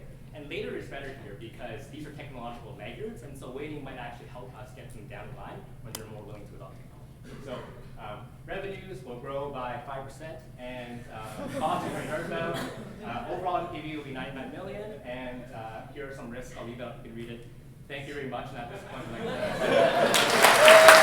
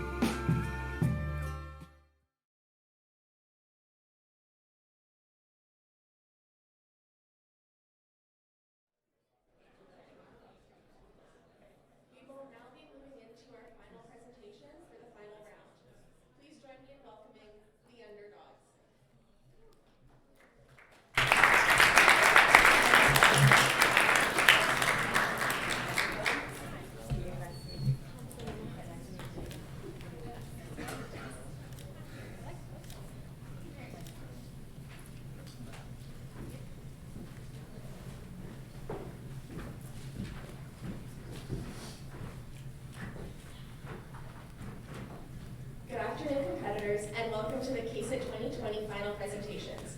Congratulations on your accomplishments thus far in the competition. Before you begin, we just wanted to go over a few rules and guidelines for your presentations. Competitors will have 20 minutes to present their solution. During the presentations, judges may interrupt the presenters to ask any question at any time. At the conclusion of your presentation, judges will no longer be able to ask any further question and answer. At the end of the presentation, competitors and judges are not permitted to continue speaking, even if the time ends and they are mid-sentence. Adrian McGarris will be our timer for the final round. A Microsoft Surface will be used to time your presentation, and competitors will be responsible for keeping track of their own time. Please note that competitors are not permitted to reveal their university, country, or city of origin during or after the presentation. Good luck, and you may begin your presentation when you are ready.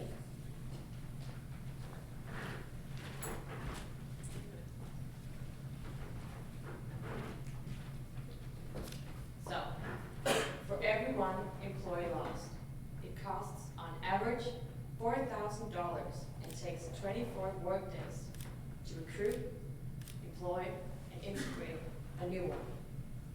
At the same time, we see that more than 500 firms in the mid-market report that one of their biggest business problems is to keep talented employees within their organizations.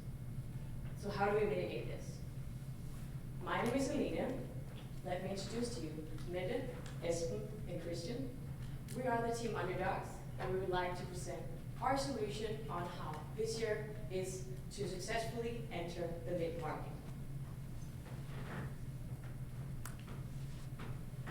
So to start off, Visure has recently entered the mid-market with the Visure for Mid-Market solution. They've done this because they've already established or built an established position in the enterprise market.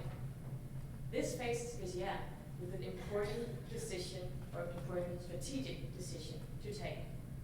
This includes deciding on how and where in the mid-market industry they are to penetrate and enter. We recommend that within the next 12 months, Visure is to enter the technology mid-market industry. They are to do this by leveraging on already existing products, simply new markets. This will be done by using an aggressive marketing strategy that will build the ground for future expansion and scalability in the mid-market. My colleague Espen will now take you through how we reach this recommendation.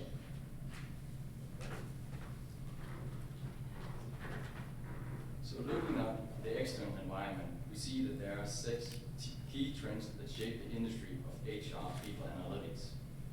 To identify and to highlight the 3 most important, we see that there's data-driven decision making, meaning that organizations strive to make decisions based on facts rather than purely on qualitative factors.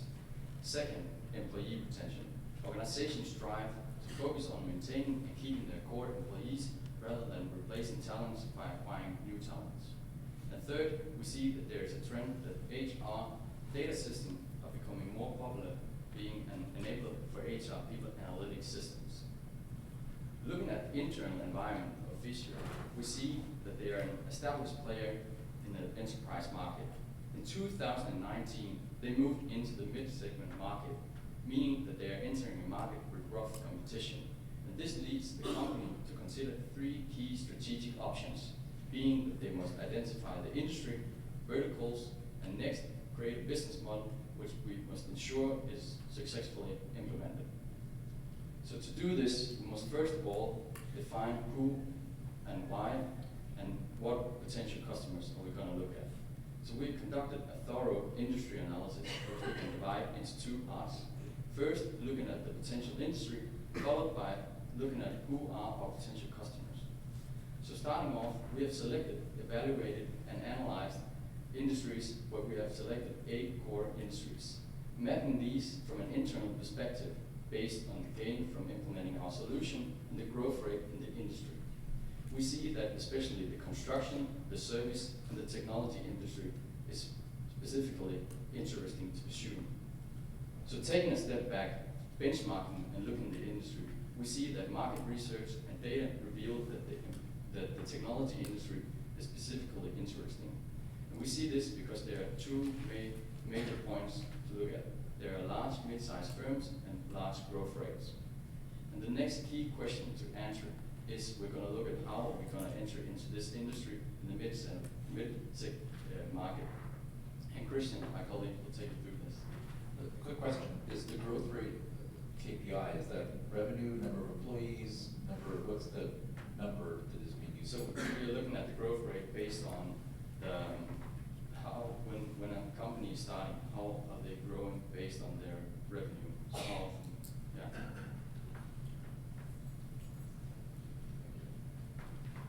All right, so our analysis allowed us to identify a potential market within this industry. If we looked at the CAGR, estimated CAGR for the next 7 years, this is an important measure to measure on due to the fact that companies experiencing high growth rates are often having a lot of implications internally. These implications are, for an example, not being very productive, ineffective, or other internal structural problems. You also have to remember that high growth is also highly correlated to headcounts, which is what Visual are making their money on. But at the current moment, we have to look at our current market size. So mapping out shows that we should count on big data and cloud for the next 12 months. But on the long run, we should count on our long runners, which include the AI and the ART. Those are the ones who are going to experience the highest growth rates, which therefore also will be the ones who are going to experience the most implications internally. And this is going to be the greatest and biggest markets in the near future. But the challenges those firms are really facing is that, for example, 86% of them is reporting that they are finding it hard to acquire new challenges. 30% turnover rate. This is the highest turnover rate in any industry. And thirdly, there's a mismatch between our supply and demand. We're having a limited supply side of good workforce to choose from, and adding to that, there is an increasing demand for good workforce in a market technology which is increasing rapidly. So what are the questions those industries and companies are needing to be answered? So just one question. What do you think of the volatility, the turnover in mid-market technology companies? I mean, there's lots of new companies coming along, lots of acquisitions happening. How do you see that affecting the market and the available market for Visio? So how acquisitioning and those kind of things are affecting the market which you are going to enter, or? Well, how the churn in the market, because there's new companies coming along, companies that get acquired, companies fold, and there's a lot of change in that market. How do you think that's going to affect growth numbers? In terms of the growth numbers on the slide before, or the thing is that Visual is very good at the enterprise level.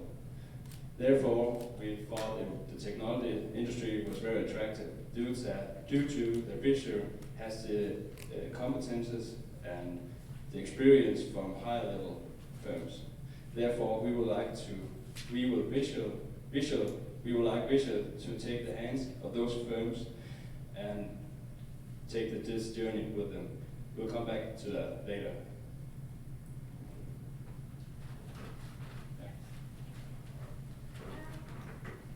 So, based on the key challenges Christian just mentioned for you, we've identified 4 key questions that these customers within the tech industry verticals is most likely to have. And we can categorize them into 4 pieces, being talent acquisition, talent, learning, and industry benchmark within the vertical. And we have done, we believe this because the companies within the industry tech verticals are highly dependent on their human assets. They're also having this rapidly grows, as we just mentioned, and this is making changes and challenging their organization structure and their organization culture. And also it makes it harder for them to benchmark towards the larger size firms because they might have another organization structure.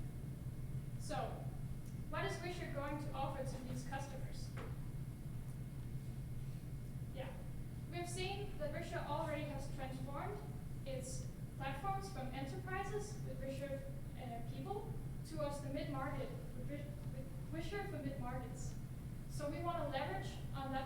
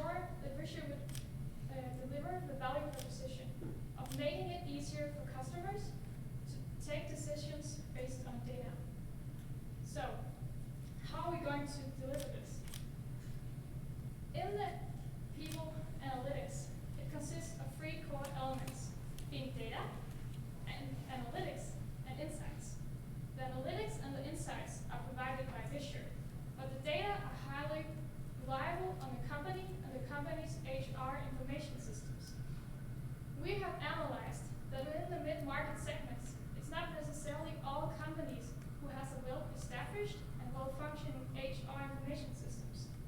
That's why we believe that Visual should target and offer two plans solutions, being a standard and an extended. In the standard version, Visual is delivering the analytics and the insights based on the company's current information systems. But the company can also choose an extended version, and there the Visual will provide the contact to one of our current HR information systems partners. And in order for that, the companies can get data, analytics, and insights. And we believe this are the solution to make sure that we don't exclude any customers and we create the highest customer value possible. And now Helene would like to take you through how this would look like for this particular company. Okay, so one thing is for Visual to recognize that there are some obviously potential customers in this industry. Another thing is to reach them. So, consider Kim. Kim is a manager in a mid-market technology firm. Kim has repeatedly experienced that some of her most talented employees tend to leave the organization within 1 year or 24 months. This is of course frustrating, and Kim tries to look at her data, collect the data, and figure out why this happens. But it's really a large task, and it also takes a lot of time, and it's also not one of the core competences that Kim has. So luckily for Kim, there we go, luckily for Kim, Visual has decided to enter the mid-market and approach these struggling technology firms. This will happen through an aggressive marketing strategy that Visual would do by using proof of concept and best practice to convince these customers in the mid-market technology industry that they need Visual to help them. This will end up by Kim signing a standard subscription where Visual will now have data and have access to receive and address the data from Kim's already existing HR information system. Based on that, Visual will be able to manipulate this data and present this data to Kim, so she's able to understand what happens to an employee. So by having this, and by Visual approaching Kim as a mid-tech struggling firm, Kim will now be able to, instead of using 80% of her time on collecting the data, she can use 80% of her time analyzing it and get insight and improve her decision making and try to understand why she tends to lose some of her most talented employees. But now, how will this happen? This will happen through a sales strategy including 3 elements. First of all, we have to do an onboarding period where we test this project on pilot firms. From these pilot firms, Visual will collect testimonials. With these testimonials, they will be used for a marketing strategy that we will use to target the rest of the possible customers. What's your financial model for the pilot firms? Are you planning to give them a discount, give them the service for free, charge them full price? We've planned that this onboarding program would be like 3 to 4 firms, mostly in the North American area. And we do this by probably offering a lower price, most likely close to free, because it's really important for this year that you get these testimonials and get this proof of concept they can use for their aggressive marketing strategies. Yeah. So what we have estimated is that within the next 12 months, in best case scenario, Visual will be able to approach 10% of the addressable market. This will give Visual access to 70 new customers. Based on these 70 new customers, we expect that Visual, with an average price we've estimated of $40,000 yearly, will be able to generate an incremental revenue of $2.8 million. Within the next 12 months, in 2020, we will be able to, the overall revenue of Visual will generate 3% from the mid-market. But due to this marketing strategy, we believe that within 5 years, Visual will be able to expand their business and scale it, so that in 2025, 17% of the overall revenue will be generated from the mid-market. Christian will now take you through how we're going to implement this. One question. Yeah. Do you have an idea of what the average budget is for a mid-market size company for IT in general? We do not have a good estimate, but we discussed it a lot on the price, and of course, the price should be based on the headcount in the companies. But what we really think is important is that these companies are in a rapidly growing industry. So it's really important that they're able to follow up and do not lose their most talented employees. Therefore, we really believe that these companies are ready to pay the price because they know this is really important for their future growth of the company. So this is an average price per year, not every company, so that means that it's based on a per seat license or per employee, or what was the metric that you used? The price is based on headcount in every company, yeah. Yeah. Alright, so the core of our strategy has to be backed up by an implementation plan, which is why we have developed a 12-month implementation plan for Visure. This allowed us to identify 3 must-win battles. The first one was pilot testing, as said before, carefully selecting different companies, working closely together to really understand the needs of our customers. Our second must-win battle is therefore to customize and optimize our platform to the customer's needs. We'll fulfill the requirements of our customers to provide maximum value proposition. And our third must-win battle is to launch our platform. After this period, we will have shown proof of concept, and it will be bulletproof due to the long testing period. But even though we are confident in our solution for the next 12 months and on longer term, we are aware of different risks. This includes, for an example, that the tech firms will develop their own solutions internally. It also includes, for example, that our market we enter is very competitive and therefore not that attractive as we first believed. It could also be that we will not provide enough value proposition for our customers. What all those things have in common is that we'll need to understand our customers 100%. We'll have to deliver the service and make the foundation for our customers, which will allow them to do the best possible decision making. I have 2 questions. How much are you reliant on the strategy to partner, I guess, with other firms for your extended data option? Like, what percentage of your revenue would be coming from that half of the equation? So we will provide the standard and the extended solution. We want to provide both solutions due to the fact that Visure can provide the standard solution for almost all firms. The thing is that there will be certain constraints within this. The tech firms that are in the mid-size segments should either grow rapidly or die slowly. Right, but how much of the overall revenue, like what percentage of this additional revenue is reliant on that extended solution? Where you're relying on other companies to provide that data repository, essentially, or that HRS system? The 2 plans are not incremental revenue for the extended version.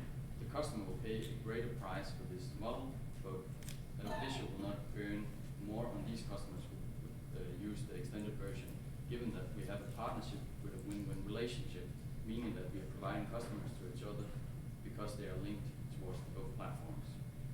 Okay, so then the second part of the question is, how much more complicated do you think that will make the selling motion to have both Visure as well as that partner solution both have to be purchased by a customer to achieve this? So the intention of this, as we are entering the mid-market, is that not all companies with 1,000 employees have these HR data systems because they might have them internal in the company. And therefore, as a way to approach and appeal to these customers, we've chosen to make this extended version so that they can see that they can have this automated by outsourcing the data creation of data in the HR analytics department. That completes your presentation time. Thank you.